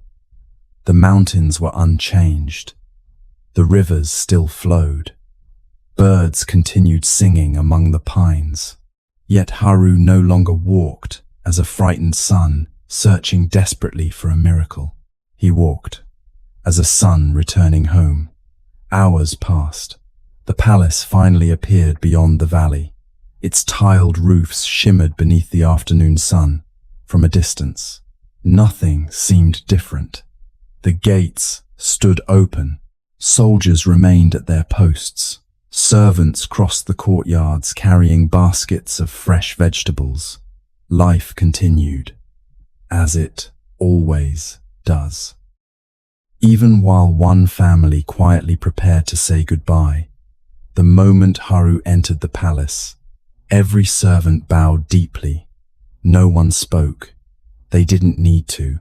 Their eyes carried everything words could not. Some had clearly been crying. Others forced gentle smiles, not to hide sorrow, but to spare the prince another burden. The old monk quietly remained behind. "I will wait in the garden," he said softly. "This part of the journey, you must walk alone." Haru nodded. For a brief moment, fear returned, the same fear that had lived inside him since the beginning, but now, it no longer controlled his feet. He walked, slowly, steadily, down the long palace corridor. Every familiar sound seemed sharper, the rustle of silk curtains, the distant fountain in the inner courtyard, the soft creaking of old wooden floors beneath his sandals. Memories appeared with every step, running through these halls as a child, learning to write beneath the open windows, listening to his father's laughter echo through the gardens. How many ordinary days had become priceless without his noticing. At last, he reached the royal chamber. The doors stood slightly open. The royal physician quietly stepped outside. He bowed. "The king has been waiting." Haru looked into the physician's tired eyes. No questions remained, only gratitude. He bowed deeply in return. "Thank you." The physician looked surprised, then smiled gently. "It has been an honor." Haru slowly entered. The room was peaceful. Sunlight filtered softly through white linen curtains. Fresh wildflowers rested beside the bed. Someone had opened the windows, just enough for the spring breeze to enter. The scent of cherry blossoms drifted quietly through the room. King Daichi lay upon simple cushions. His breathing was slow, gentle. His once powerful hands rested calmly above a thin blanket. His silver hair framed a face marked by both age and kindness. His eyes were closed. For a moment, Haru wondered if he had arrived too late. Then, the king's eyes slowly opened. A faint smile appeared. "You came." Haru knelt immediately beside the bed. "I'm here, father." The old king's fingers searched gently through the blanket. Haru took his hand. It was lighter than he remembered. The hand that had once lifted him onto strong shoulders beneath the cherry blossoms, now barely weighed more than a bird. Yet somehow, its warmth remained. For several minutes, neither spoke. There was no need. The silence between them was not empty. It was filled with decades of shared mornings, shared laughter, shared grief, shared life. Finally, the king smiled faintly. "Did you find him?" Haru nodded. I did. And did the old monk save me? The prince felt tears gathering. He smiled through them. He saved someone. The king's eyes sparkled. I thought he might. Outside, a breeze carried a few cherry blossom petals through the open window. One landed softly upon the blanket. The king looked at it, then toward his son. I used to think I was protecting you by hiding death from you. He took another slow breath. But death needs no introduction. It always finds us. Haru squeezed his father's hand. I was afraid. I know. I wanted to stop this. I know. I wanted. His voice broke. I wanted more time. The king smiled with extraordinary gentleness. So did I. The room became very still. No one tried to comfort the other with false promises. No one said everything would be all right, because both of them already understood. Truth, spoken with love, needs no decoration. The king looked toward the window. Do you remember the cherry blossoms? Haru smiled through quiet tears. You lifted me onto your shoulders so you could touch them. The old king laughed softly. You always reached for the highest branch and never quite made it. The prince laughed as well. I thought I'd reach it next year. The king closed his eyes for a moment. We always do. After a long silence, the king spoke again. Tell me, what did the monk teach you? Haru looked down at his father's hand, then slowly answered. He taught me that blossoms don't apologize for falling. The king's smile deepened. Good. He taught me that old cedars leave forests behind.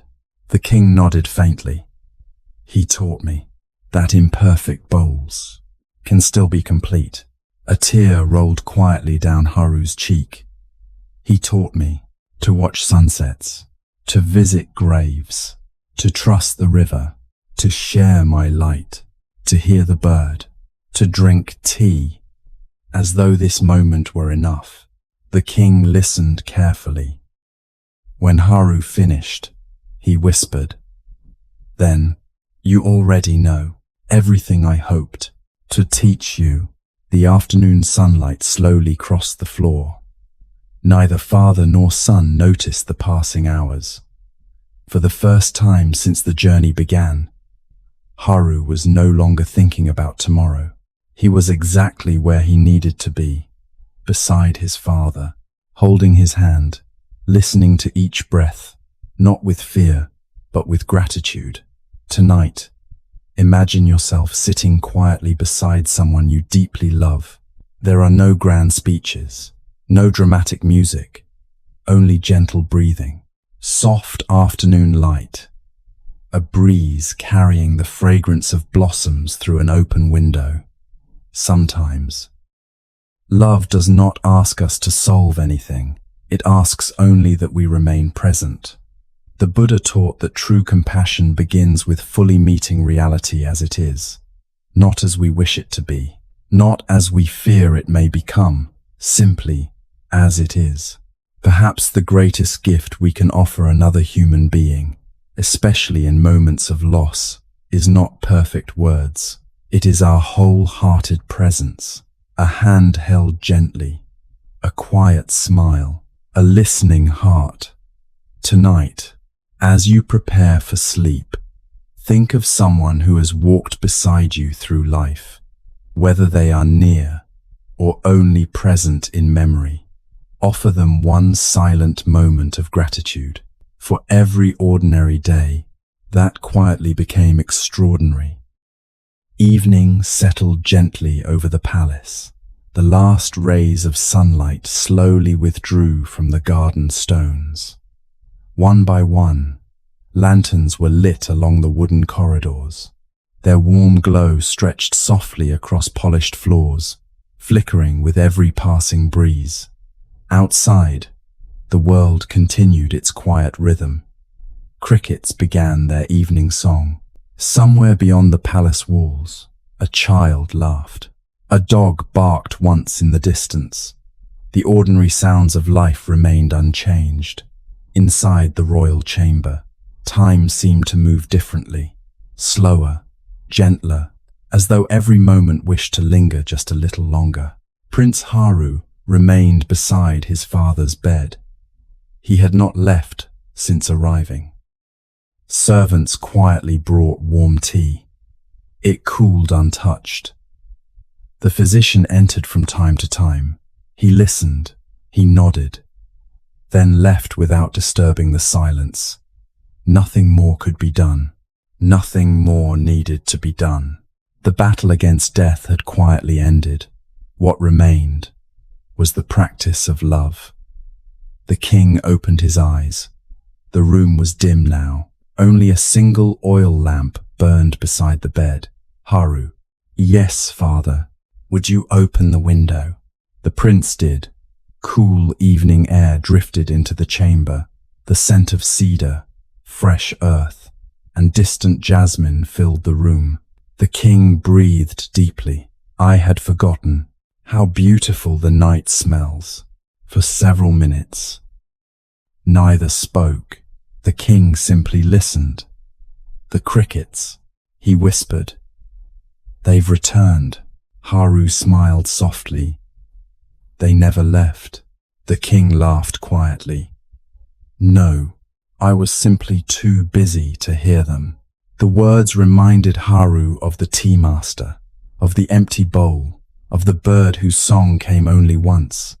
How many quiet miracles had surrounded his father all these years, waiting patiently to be noticed. The king looked toward the open sky. Do you remember? The river below the eastern bridge. Yes. When you were little, you fell in. Haru laughed. I wasn't swimming. You were chasing a dragonfly. The king's eyes sparkled. You were furious. You blamed the river. I did. And do you know what your mother said? Haru shook his head. The king's voice became almost a whisper. She said, perhaps the river simply wished to introduce itself. Both father and son laughed together. The laughter was quiet, gentle, free from sadness. For a brief moment, the room felt almost young again. After the laughter faded, the king grew thoughtful. There is something I have never told you. Haru leaned closer. When I was your age, I was just as afraid. The prince looked surprised. Afraid? The king nodded slowly. My father, your grandfather, when he grew ill, I begged every physician. I prayed in every temple. I searched every mountain for someone who could stop death. He smiled sadly. I never found one. The room became still. I thought, if I became a wise king, if I ruled well enough, if I made the kingdom peaceful enough, perhaps I could bargain with impermanence. He closed his eyes for a moment. Does not make bargains. Haru gently squeezed his father's hand. I thought the same. I know. The king smiled. That is why I sent you. The prince looked puzzled. You knew. The monk would not save you. I did. Then why? The king's eyes rested lovingly upon his son. Because he could save the years you still have. The words settled deeply within Haru. His father had never sent him searching for a cure. He had sent him searching for freedom. Freedom from the fear that had quietly stolen so much of life. The lamp flickered gently. Outside, clouds slowly drifted away. Moonlight entered through the open window, painting pale silver patterns across the floor. The king watched quietly. Haru, when I am gone. The prince instinctively began to protest. But then, he remembered the cemetery, the river, the blossoms. He simply listened. When I am gone, do not build a larger palace. Build kinder schools. Plant more trees. Protect the rivers. Feed hungry children. Listen before judging. The king smiled faintly. That is where kings truly live forever. A long silence followed, not uncomfortable, not heavy, simply peaceful. The king looked toward the ceiling. You know, I no longer fear dying. Haru asked quietly. What changed? The king answered without hesitation. I stopped asking, how much time do I have left? And began asking, how completely have I loved? The prince lowered his head. A tear slipped quietly onto the blanket, not from despair, but from recognition. He finally understood. Death had never been the true enemy. An unlived life was. Hours passed. The palace grew completely silent.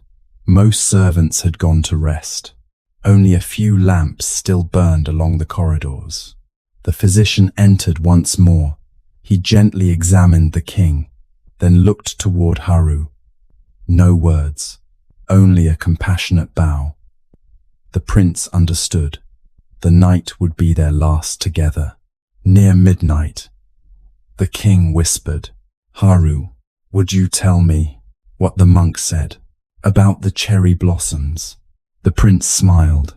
His voice was calm, soft, steady. They never apologize for falling. The king closed his eyes. A peaceful smile appeared upon his face. Good, neither shall I.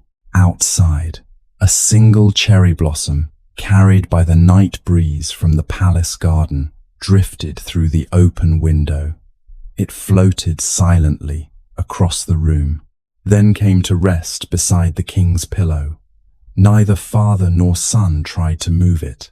It belonged exactly where it had landed. The night grew deeper. The king no longer spoke. His breathing became slower.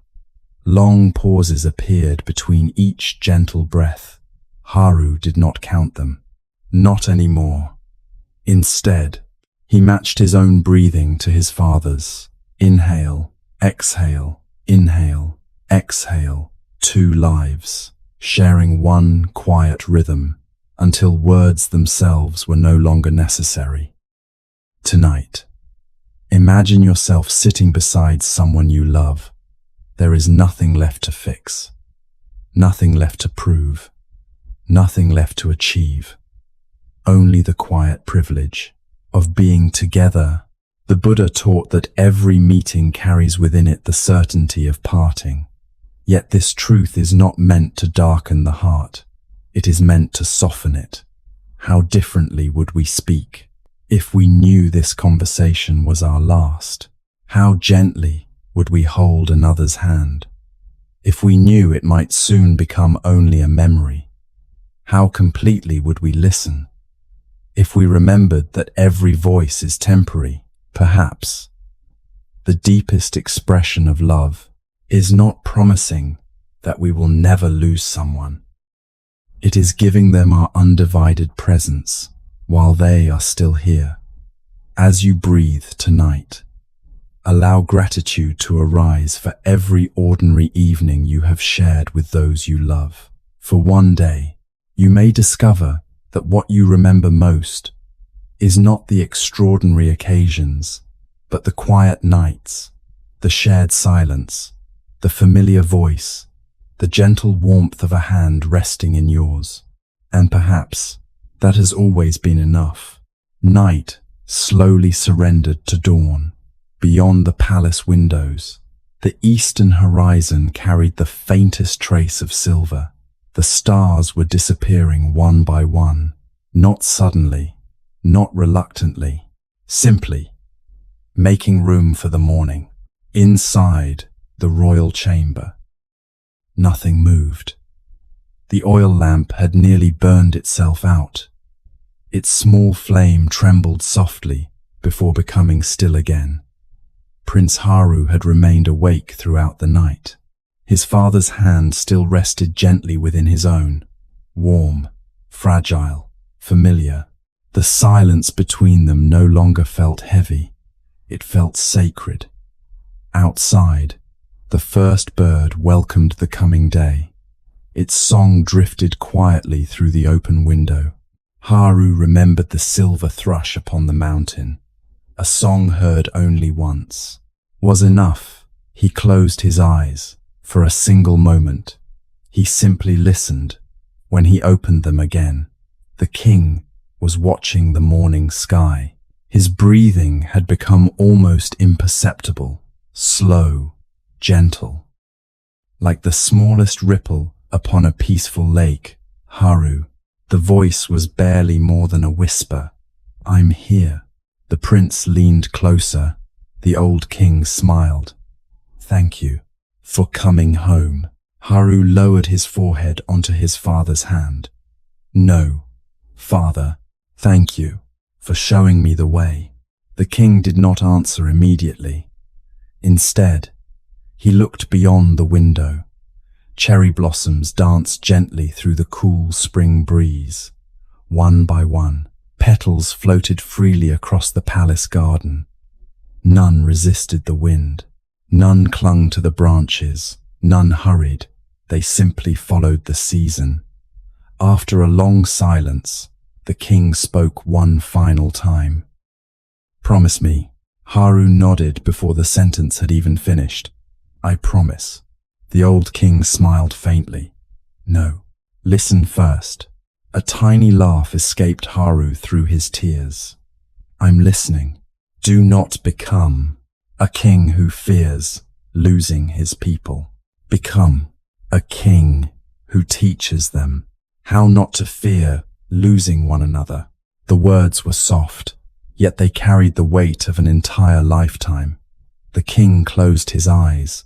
His breathing became slower still. Long pauses appeared between each breath. Haru did not panic. He remembered the river. He remembered the bird. He remembered the candle. He remembered the cemetery. He remembered the tea bowl.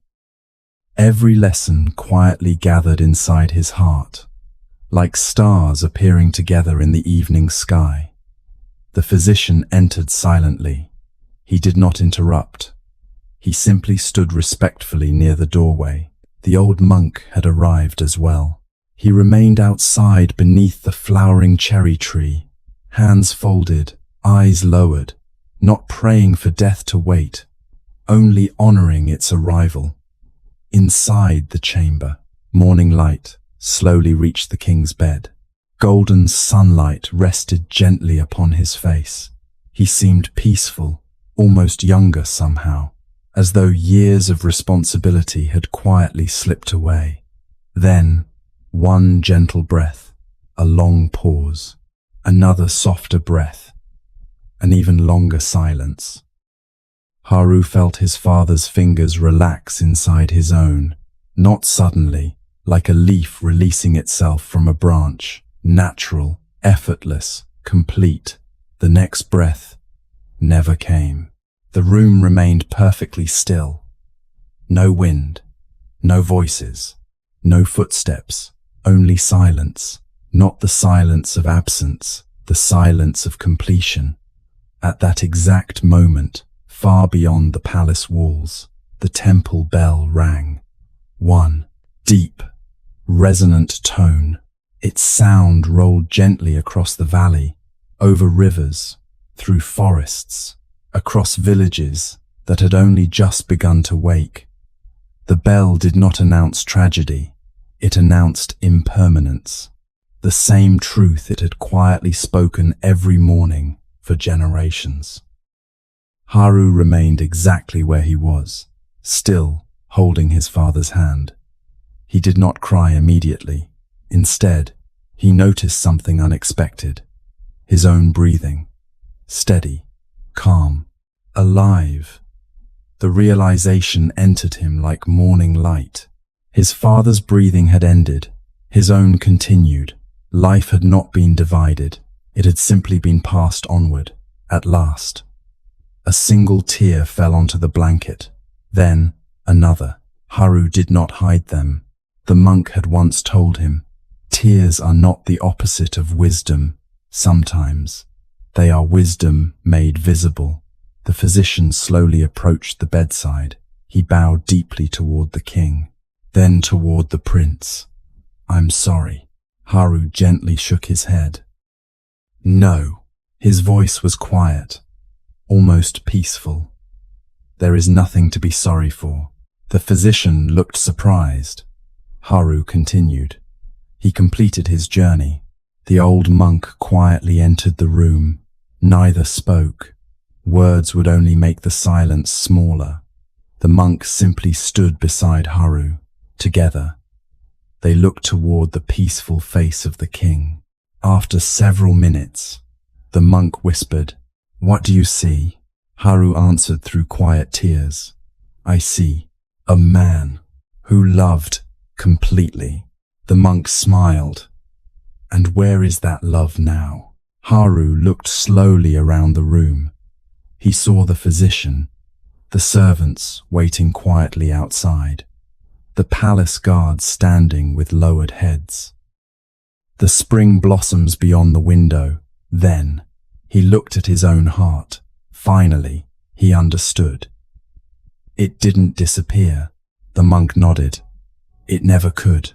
Outside, the palace began to awaken. Servants carried water through the courtyards. Gardeners tended the cherry trees. Children in the nearby village laughed on their way to morning lessons. The river beyond the city walls continued flowing toward the sea. The sun continued rising. The world did not stop, not because the king was forgotten, but because this had always been the way of life. One breath ending, another beginning, one season fading, another arriving. Haru gently released his father's hand. For the first time since beginning his journey, he did not feel as though he were losing someone. He felt as though he had been entrusted with something. Not a throne, not a kingdom, a way of living. Before leaving the chamber, he noticed the single cherry blossom still resting upon the pillow. He picked it up carefully, not to preserve it forever. He already knew that was impossible, only to thank it for blooming, for falling, for reminding him that beauty never depended on permanence. Tonight, imagine sitting quietly in that peaceful room as dawn breaks beyond the window. No struggle remains, no fear, only the gentle rhythm of life continuing its ancient dance. The Buddha taught that birth and death are not two separate events. They are like the inhalation and the exhalation of a single breath. Neither can exist without the other. When we cling to one, we naturally fear the other. But when we begin to trust the rhythm itself, the heart gradually becomes lighter. This does not mean we stop grieving. Even enlightened beings mourned. Even wise hearts wept. The difference is this: they did not mistake grief for something that had gone wrong. They understood it as love, continuing after farewell. So tonight, if someone you love has already completed their journey, allow yourself to remember them gently, not only in the moment they departed, but in the countless ordinary moments they helped illuminate. Their laughter, their kindness, their patience, their imperfect humanity, because perhaps the truest farewell is not spoken at the final breath. It is spoken every time we choose to live with the wisdom they left behind. May your own breath tonight be received with gratitude, and may every breath that follows become a quiet expression of the love that never truly dies. The palace bell rang before sunrise, not once, but 13 slow, resonant tones. Each one drifted across the kingdom like a gentle wave upon still water. The people understood. Their king had completed his final journey. No messenger needed to speak. No proclamation was necessary. The bell carried the news with quiet dignity. Morning unfolded beneath a sky of soft grey clouds. A light spring rain began to fall, not enough to disturb the earth, only enough to awaken its fragrance. The palace gates stood open, not for nobles alone, but for everyone. Farmers, merchants, soldiers, potters, teachers, children, old women leaning upon wooden canes, young fathers carrying sleeping infants upon their shoulders. They came from every corner of the kingdom, not because they were commanded, because gratitude had called them. Prince Haru stood quietly beside the great courtyard. He wore simple white mourning robes, no jewels, no crown, no royal ornaments. Only the small cedar seed rested inside the fold of his sleeve. The smooth wooden stick remained tucked inside his robe. The empty tea bowl had been placed carefully within his chamber. The beeswax candle rested unlit upon a small wooden table. Each object quietly accompanied him, like old friends. The old monk stood beneath the flowering cherry tree, watching, saying nothing. There are moments when silence offers deeper guidance than words. The funeral procession began slowly. 4 palace guards carried the king's simple wooden coffin. It was beautifully crafted, yet completely undecorated. No gold, no ivory, no precious stones. Exactly as the king himself had requested. When Haru had first read those instructions the night before, he had smiled through tears. Even now, his father was teaching. Behind the coffin, the royal family walked in silence. Then the ministers, then soldiers, then physicians, then servants. Finally, the people, thousands upon thousands, moving together like one quiet river. No one hurried. No one pushed forward. The only sound was the gentle rhythm of footsteps upon rain-darkened stone. Occasionally, someone quietly wept. Others smiled while remembering something only they could see. Grief and gratitude walked together. Neither tried to replace the other. As the procession reached the palace garden, something unexpected happened. An elderly gardener stepped quietly from the crowd. He bowed deeply toward Haru. "Your Highness." The captain of the guards instinctively moved forward, but Haru gently raised one hand. "Let him speak." The old gardener nodded gratefully. He looked toward the king's coffin, then smiled softly. 40 years ago, I planted the first cherry tree in this garden. I was young. I made many mistakes. One afternoon, I accidentally broke a branch from a newly planted tree. I thought I would be dismissed. The old man's hands trembled slightly. But his majesty came. The crowd grew perfectly still. The gardener continued. I apologized. I expected anger. Instead, he knelt beside the tree. He picked up the broken branch, and he said, "Trees grow toward the light. So should people." He helped me plant another sapling. He never mentioned the mistake again. The old man wiped away a quiet tear. I have cared for these gardens ever since. Not because I served a king, but because he first taught me how to forgive myself. He bowed deeply, then stepped back into the crowd. Haru remained silent. The story lingered inside him. He had lived beside his father for decades.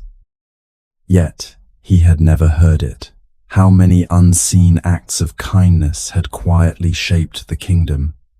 Before the procession could continue, a woman, carrying a small basket, approached. She looked to be in her 60s. Her hands were rough from years of weaving. She bowed. When I lost my husband, I had 3 children. No food, no money. I came to the palace. I wasn't asking to meet the king. I only hoped someone might listen. Her voice began to tremble. But somehow, he heard. He invited me inside. He shared his own lunch with my children.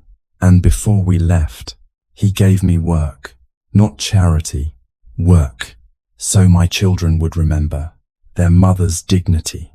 She smiled through tears. My youngest son is now the village teacher. He teaches children to read because one man refused to let us disappear again. She quietly stepped back. No applause followed, only silence. A silence filled with recognition. Then came a soldier, missing one arm. He walked slowly with the help of a carved wooden staff. When I returned from the northern border, I believed my life was over. I could no longer fight. I thought I had become useless. He smiled gently. The king looked at me and asked, "Did you lose your courage? Or only your arm?" The crowd laughed softly. The soldier laughed as well. "He made me commander of the young recruits," he said. "Wisdom protects more lives than swords." One after another, people stepped forward, not because anyone invited them, because love naturally seeks expression. A baker remembered how the king secretly paid for bread during a harsh winter. A physician remembered how the king stayed beside sick children long after ceremonies had ended. A stable boy remembered receiving his very first book as a birthday gift. A widow remembered the king sitting quietly beside her after her husband's funeral, saying almost nothing, simply remaining there. Hours passed. No one spoke of military victories. No one praised magnificent palaces. No one mentioned wealth. No one recited political achievements. Instead, they remembered moments, tiny moments, almost invisible at the time. A smile, a patient conversation, a gentle hand upon someone's shoulder, a meal shared, a second chance. Prince Haru suddenly understood something the old monk had never needed to explain. History records events. Hearts remember kindness. The monk quietly approached. "What do you hear?" Haru looked across the crowd. "I hear my father's real kingdom." The monk nodded. "And where is it?" The prince slowly looked from face to face. "In them." The monk smiled. "Stone monuments crumble. Books fade. Names are eventually forgotten." He looked toward the endless line of ordinary people. But every act of compassion continues walking inside another human being. The procession resumed. This time, Haru no longer felt he was walking behind death. He felt he was walking through the countless lives his father had quietly illuminated. Every person carried a small, invisible flame, just like the Lantern Festival, the first candle still burning. As they reached the hill overlooking the royal cemetery, the rain stopped. Clouds slowly parted. A single beam of sunlight touched the cherry blossoms surrounding the resting place. Petals drifted gently through the air, the same way they had on the morning Haru left the palace. Nothing had changed. Everything had changed. Haru reached into his sleeve. He took out the tiny cedar seed. He held it in his palm, then quietly whispered, "I understand now." Not to the monk, not to the crowd, but to his father. A seed never sees the forest it creates, yet it gives itself completely anyway. Tonight, imagine standing among that quiet crowd. No one is speaking about power. No one is counting achievements. Instead, each person remembers one simple act of kindness, one ordinary afternoon, one gentle conversation, one moment when another human being helped carry a burden. The Buddha often reminded his disciples that karma is not merely a record of actions. It is the way our actions continue unfolding in the lives of others. A smile offered today may soften a stranger who later comforts a grieving friend. One word of forgiveness may echo through generations. We rarely witness the full journey of our kindness. Like a seed planted beneath the soil, its greatest work often happens where our eyes cannot see. So tonight, before you fall asleep, ask yourself a quiet question. If no one remembered your job, your wealth, or your accomplishments, what kindness would remain? Whose life would be gentler because you once walked through it? Perhaps that answer is the truest measure of a life well lived. 3 days had passed since the funeral. The palace had grown quiet once again. The long lines of visitors had returned to their villages. The ceremonial banners had been carefully folded away. The incense had burned to its final thread of smoke. Only silence remained. Not the silence of loneliness, but the silence that follows a completed prayer. Prince Haru awoke before sunrise. For the first time, he reached instinctively toward his father's chamber, then stopped. The door remained closed, not because someone forbade him to enter, but because he understood. Some doors are meant to become memories. He bowed gently toward it, then turned away. The old monk was already waiting in the palace garden. He stood beneath the oldest cherry tree. Its blossoms had nearly all fallen. Only a few pale petals still clung to the highest branches. The monk smiled. Today, our journey ends. Haru shook his head. I think it begins. The monk laughed quietly. Good, you have been paying attention. Without another word, the monk began walking toward the northern edge of the royal gardens. Few people ever visited this place. It overlooked the valley where the river disappeared into distant mountains. Wild grasses swayed freely. Birds nested among untouched shrubs. The earth had never been cultivated. It waited patiently, as though expecting someone. The monk stopped beside a small patch of bare ground. He looked toward Haru. Do you still have it? The prince reached carefully into the fold of his robe. He opened his hand. There rested the tiny cedar seed, the same seed the old forester had placed in his palm many weeks ago. So small, almost weightless. Yet somehow, it now felt heavier than a royal crown. The monk knelt. So, what will you do with it? Haru looked down. I could keep it. You could. I could place it beside my father's tomb. You could. I could preserve it forever. The monk smiled. Could you? The prince slowly looked at the seed. Then he remembered. The blossom, the river, the bird, the candle, the tea bowl. Nothing fulfilled its purpose by refusing to change. He knelt beside the monk, using only his fingers. He gently opened the earth, just deep enough. He placed the tiny cedar seed into the soil, then covered it again. The work took less than a minute. No ceremony, no music, no audience. Only 2 travelers and a seed. After several quiet breaths, Haru asked, Will it grow? The monk answered honestly, I don't know. The prince looked surprised. You don't? The monk shook his head. A bird may eat it. A harsh winter may come. The soil may reject it. There may be too little rain. He smiled gently. Or it may become a forest.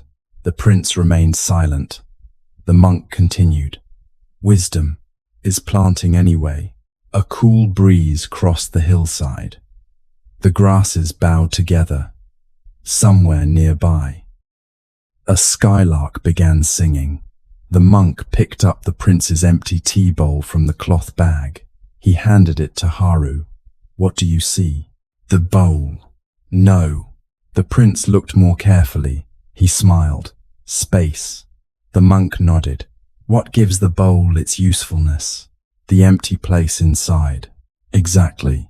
The monk placed the bowl upside down upon the ground. For many years, you believed your life would become meaningful. After becoming king, after protecting your father, after conquering fear. He looked into Haru's eyes. But meaning was quietly waiting in the empty spaces. Haru thought of all the moments he once overlooked, drinking tea, listening to birds, walking beside rivers, holding his father's hand, watching sunsets, ordinary moments that had quietly become extraordinary. The monk stood. My work is finished. The words came so softly that Haru almost wished he had misunderstood them. You are leaving? The monk nodded. The path ahead is yours. A quiet sadness arose inside the prince, not the sharp grief he had once feared, a gentle sadness, like watching autumn leaves drift from an old tree. He bowed deeply. I still have so much to learn. The monk smiled. So do I. Haru looked surprised. You? The old monk laughed. Every sunrise teaches. Every child teaches. Every mistake teaches. He paused. The day we believe our learning is complete, we stop seeing. They walked together one final time, not toward the palace, nor toward the mountains, simply along the garden path, as two friends. When they reached the old wooden gate, the monk stopped. Haru, may I ask one last question? Of course. The monk looked toward the awakening kingdom below.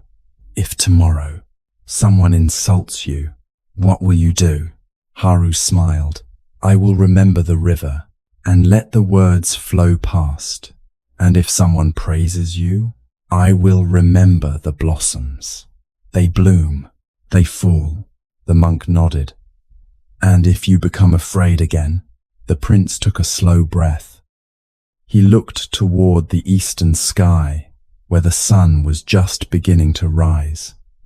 I will sit quietly until I can hear the birds again. The old monk's eyes filled with warmth. You no longer need me. For a long moment, neither moved.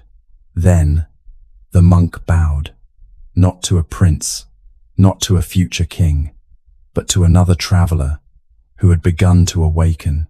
Haru returned the bow with equal respect. The monk turned. He walked slowly down the mountain path. His worn robes disappeared among the morning mist. Haru watched until he could no longer be seen.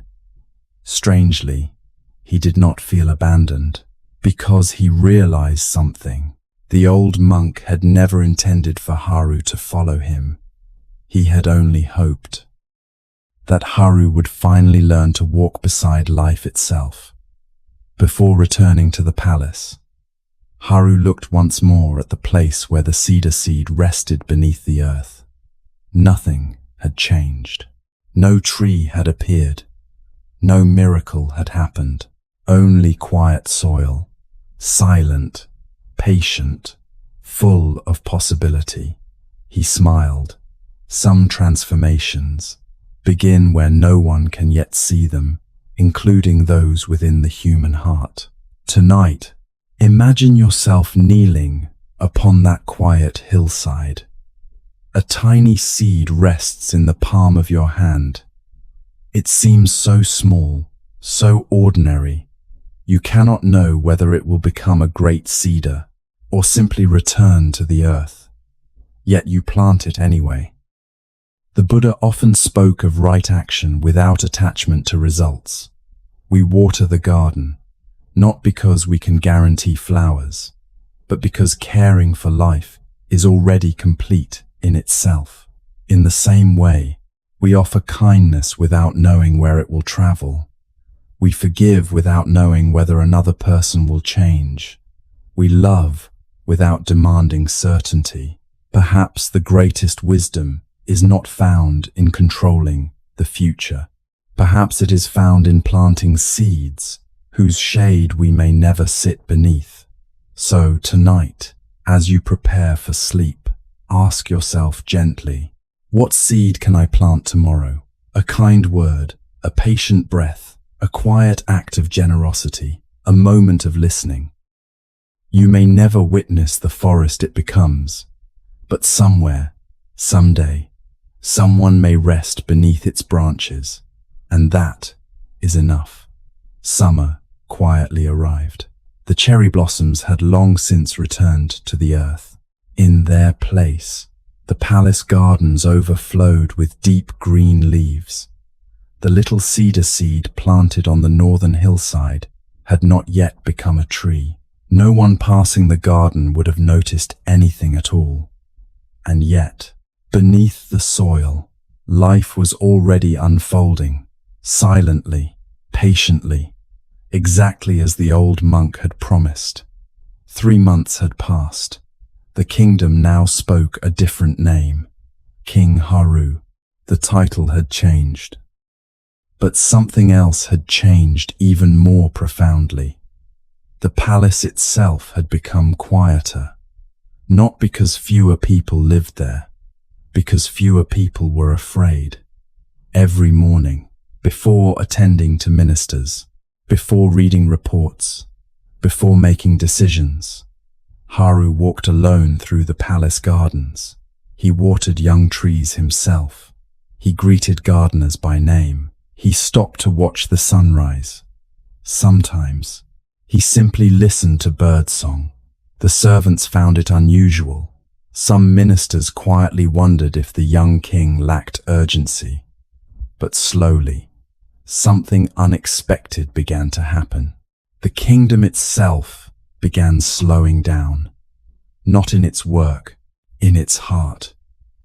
One afternoon, 2 ministers entered the royal court, arguing loudly. Each insisted that a piece of farmland belonged to a different village. Maps were spread across the floor. Voices grew sharper. Neither would yield. Finally, one minister turned toward the throne. "Your Majesty, please decide." The entire court fell silent. Everyone waited. The old Haru, the frightened prince from months before, would have answered immediately, afraid that hesitation might appear weak. Instead, King Haru quietly stood. He walked toward the open window. For a long moment, he looked outside. A gentle breeze moved through the palace garden. Then, he turned back. "Before I answer, I would like to hear." The farmers, the ministers looked confused.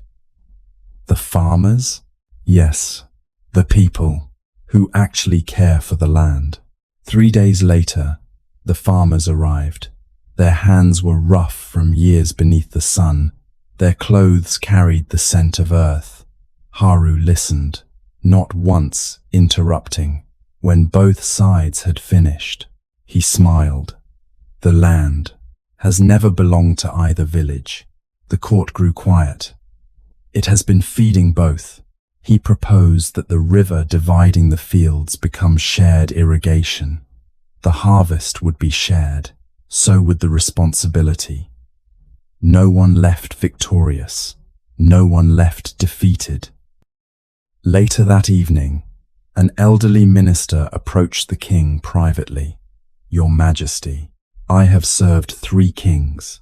I have never seen a ruler spend more time listening than speaking." Haru smiled gently. I once knew a monk who spoke very little.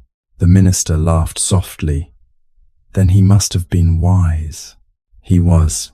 As the months passed, travelers from distant provinces began speaking about the young king.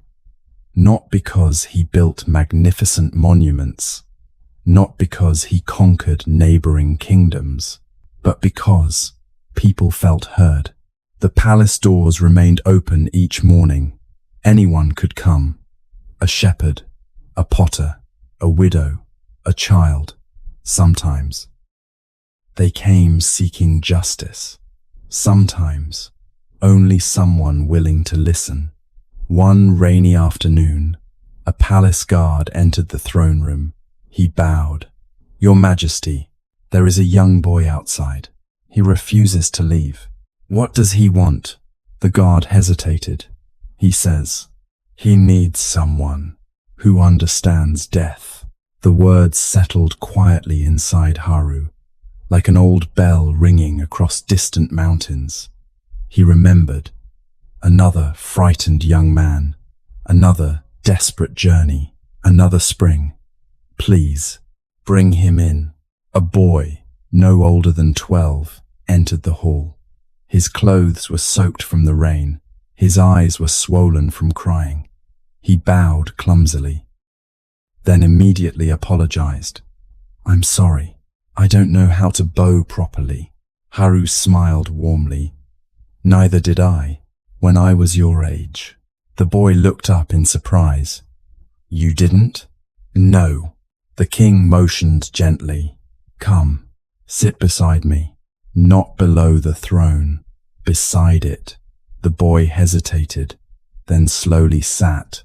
For several moments, neither spoke. Finally, the child whispered, My mother, the healer says, she won't get better. His voice broke. I don't want her to die. Silence. The same silence that had once surrounded Haru. The same fear. The same helplessness. The ministers watched carefully. Surely the king would offer wisdom. Perhaps quote sacred scripture. Perhaps promise hope. Instead, Haru quietly asked, What is your mother's name? The boy blinked. Aiko. What does she laugh like? The child looked confused. Then, a tiny smile appeared. Very loudly, the king smiled. What food does she make? Better than anyone else? The boy laughed softly through his tears. Rice dumplings. They always burn a little. Slowly, the conversation continued. Not about death, about life, about ordinary mornings, about stories before bed, about fishing together by the river, about her habit of singing while cooking. As the boy spoke, his face gradually softened. His mother became more than someone who was dying. She became someone who had beautifully lived. Only then did Haru speak. When I was young, I believed love meant keeping someone forever. The boy listened carefully. But I learned love also means receiving every moment while it is here. The child wiped his eyes. I'm still afraid. Haru nodded. So was I. Were you brave? The king smiled. No, I simply kept walking. The throne room remained perfectly still. Every minister listened. Every servant paused. Not because a king was speaking, because a human heart was remembering. Haru reached into the sleeve of his robe. He slowly removed something. The smooth wooden stick. The one given to him months ago by the little boy who counted sunsets. He turned it thoughtfully between his fingers, then placed it into the child's hand. What is this? The boy asked. A sunset. The child frowned. I don't understand. You will. The king smiled gently. Every evening, watch the sky with your mother. Don't count the days she has left. Count the sunsets you are grateful to share. The boy looked down at the tiny piece of wood. It seemed ordinary, almost meaningless, yet somehow he held it as though it were precious, exactly as Haru once had. Before leaving, the child bowed deeply. Will I stop missing her? Haru remained quiet for a long time, then answered honestly, no. The boy lowered his head. But one day, you will discover that missing someone is another way. Love continues speaking. The boy smiled through tears. This time, he did not look less sad. He looked less alone. As the great palace doors slowly closed behind him, Haru watched the child disappear into the gentle summer rain. The old monk's words returned to him. One candle lights another. Without realizing it, the frightened prince, who had once searched the mountains for answers, had quietly become part of someone else's path. The journey had come full circle. Tonight, imagine sitting beside that young boy in the great hall.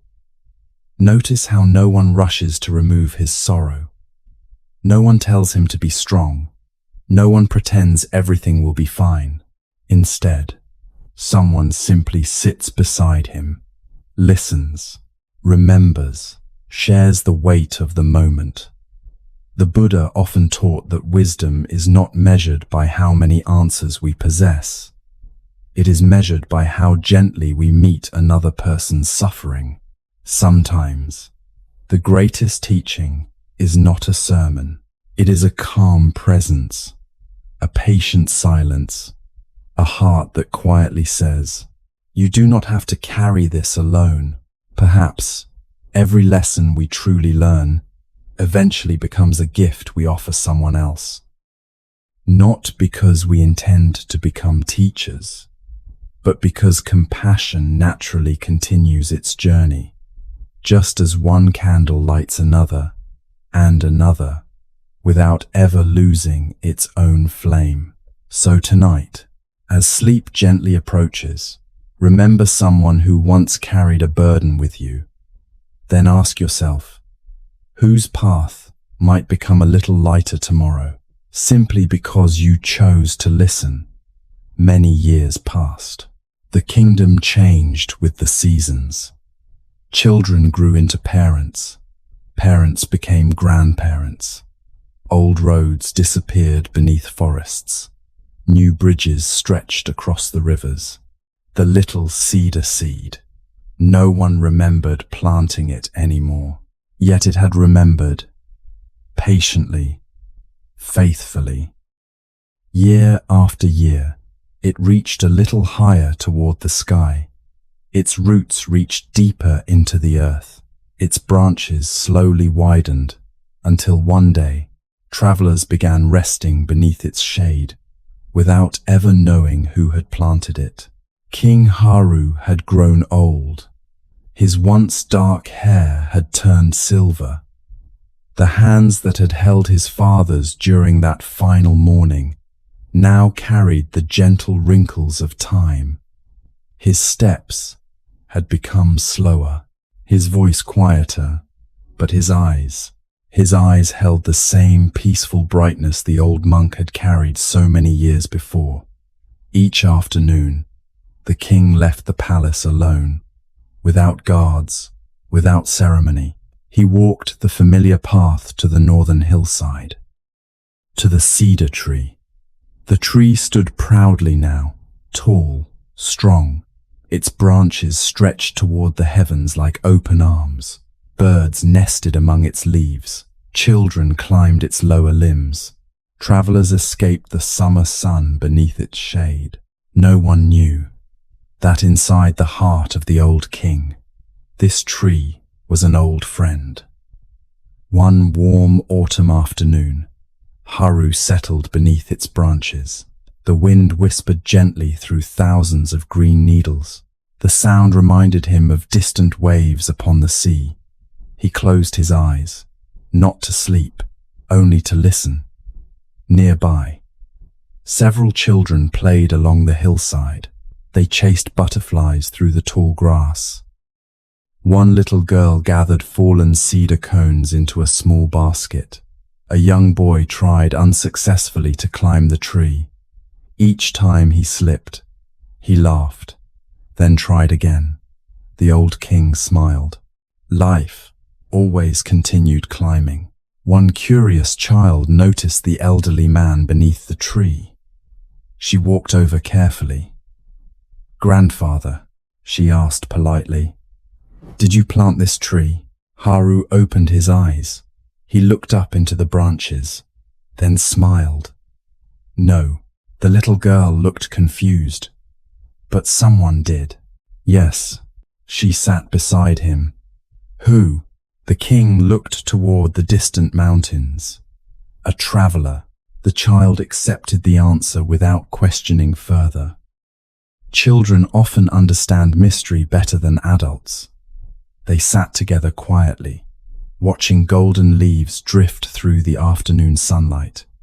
Finally, the girl asked, "Why do leaves fall?" Haru smiled. "So new ones may grow." She nodded thoughtfully. "Does that hurt the tree?" The king looked up into the branches again. "I don't think so." The child seemed satisfied. She stood, then suddenly turned back. "Grandfather, are you afraid of dying?" The question arrived so naturally, so innocently, that Haru laughed softly. Many years earlier, he would have frozen. Now, he simply breathed. He looked toward the cedar tree, then toward the endless sky above it. Finally, he answered, "I used to be." What changed? The king remained quiet for several moments, long enough for another leaf to drift gently between them. I stopped asking, "How long will I live?" and began asking, "How deeply have I lived?" The little girl thought carefully. "I don't understand." Haru nodded. "I didn't either. When I was your age." He gently picked up one fallen cedar cone. Inside, dozens of tiny seeds rested silently. He placed it into the girl's hands. "Tell me, does this cone look important?" She shook her head. "It looks ordinary, and yet it carries an entire forest." The little girl's eyes grew wide. "A whole forest? If the seeds are planted." She smiled. "I'll plant them." The king smiled too. "I think you will." The afternoon slowly faded toward evening. Golden light flowed across the valley. The same valley Haru had once crossed as a frightened prince searching desperately for someone who could save his father. Now, he understood. No one had failed him. The old monk had given him something infinitely greater than more years. He had shown him how to truly live the years already given. As the sun lowered toward the mountains, Haru quietly reached into the pocket of his robe. Even now, after all these decades, he still carried the smooth wooden stick. Its edges had become polished by time. He smiled. The little boy counting sunsets would surely be an old man now. Perhaps, still watching the evening sky. He thought of everyone, the old potter, the forester, the ferryman, the candlemaker, the tea master, the gardener, the widow, the soldier, the frightened boy who had come to the palace, the old monk, his father. Each had become part of him. Like rivers joining the sea, none had disappeared. They simply continued flowing. Through his own life, the breeze became cooler. The first evening star appeared above the mountains. Haru slowly stood. His body no longer moved as easily as before. Yet there was no frustration. The body had served faithfully. It deserved gratitude, not complaint. He placed one hand upon the great cedar's trunk. Its bark felt rough beneath his fingers, solid, alive. He whispered softly, "So, you grew." The wind answered through the branches. Or perhaps it was only the wind. That night, the king returned quietly to the palace. He ate a simple meal. He thanked the servants. He paused beside the garden pond to watch the moon reflected in still water. Then, he retired to his room. Not because he was tired of life, but because the day had been complete. Before lying down, he opened the window. Fresh night air entered the room. Somewhere beyond the palace walls, a temple bell echoed across the valley. One deep, gentle tone. It sounded exactly as it had the morning his father had taken his final breath. Haru smiled. He sat quietly upon his cushion. His breathing became slow, steady, natural. He remembered the monk's first lesson beneath the cherry blossoms. The blossoms never apologized for falling. He remembered the cedar seed, the river, the cemetery, the bird, the candle, the tea bowl, the last night beside his father. Every lesson, every meeting, every goodbye had gently prepared him for this ordinary evening. There was nothing left to chase, nothing left to prove, nothing left to fear, only gratitude. Gratitude for every sunrise, every tear, every mistake, every friend, every season, every breath. The night grew deeper. The moon crossed silently above the palace roof. The king's breathing became softer, slower, like waves reaching a peaceful shore. No struggle, no resistance, only quiet trust, some say.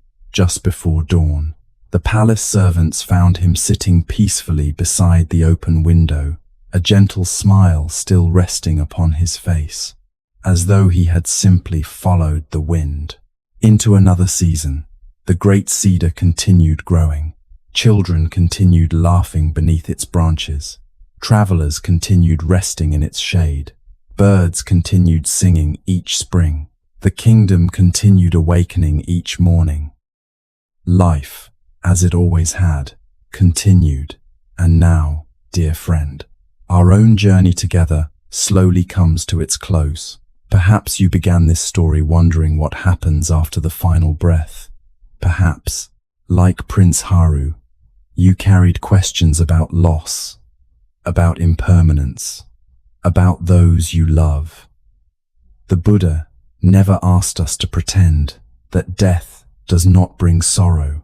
He simply invited us to look more deeply, to see that every ending is woven into every beginning, that every blossom falls, every river flows, every candle eventually grows small, and yet none of these are failures. They are expressions of life itself. If there is one quiet lesson that has accompanied us through every chapter, perhaps it is this: do not wait. Do not wait to forgive. Do not wait to tell someone they are loved. Do not wait for the perfect moment to be grateful. Do not wait until life becomes easier before you begin living, because this breath, the one you are taking right now, has never existed before, and it will never exist again. Receive it gently.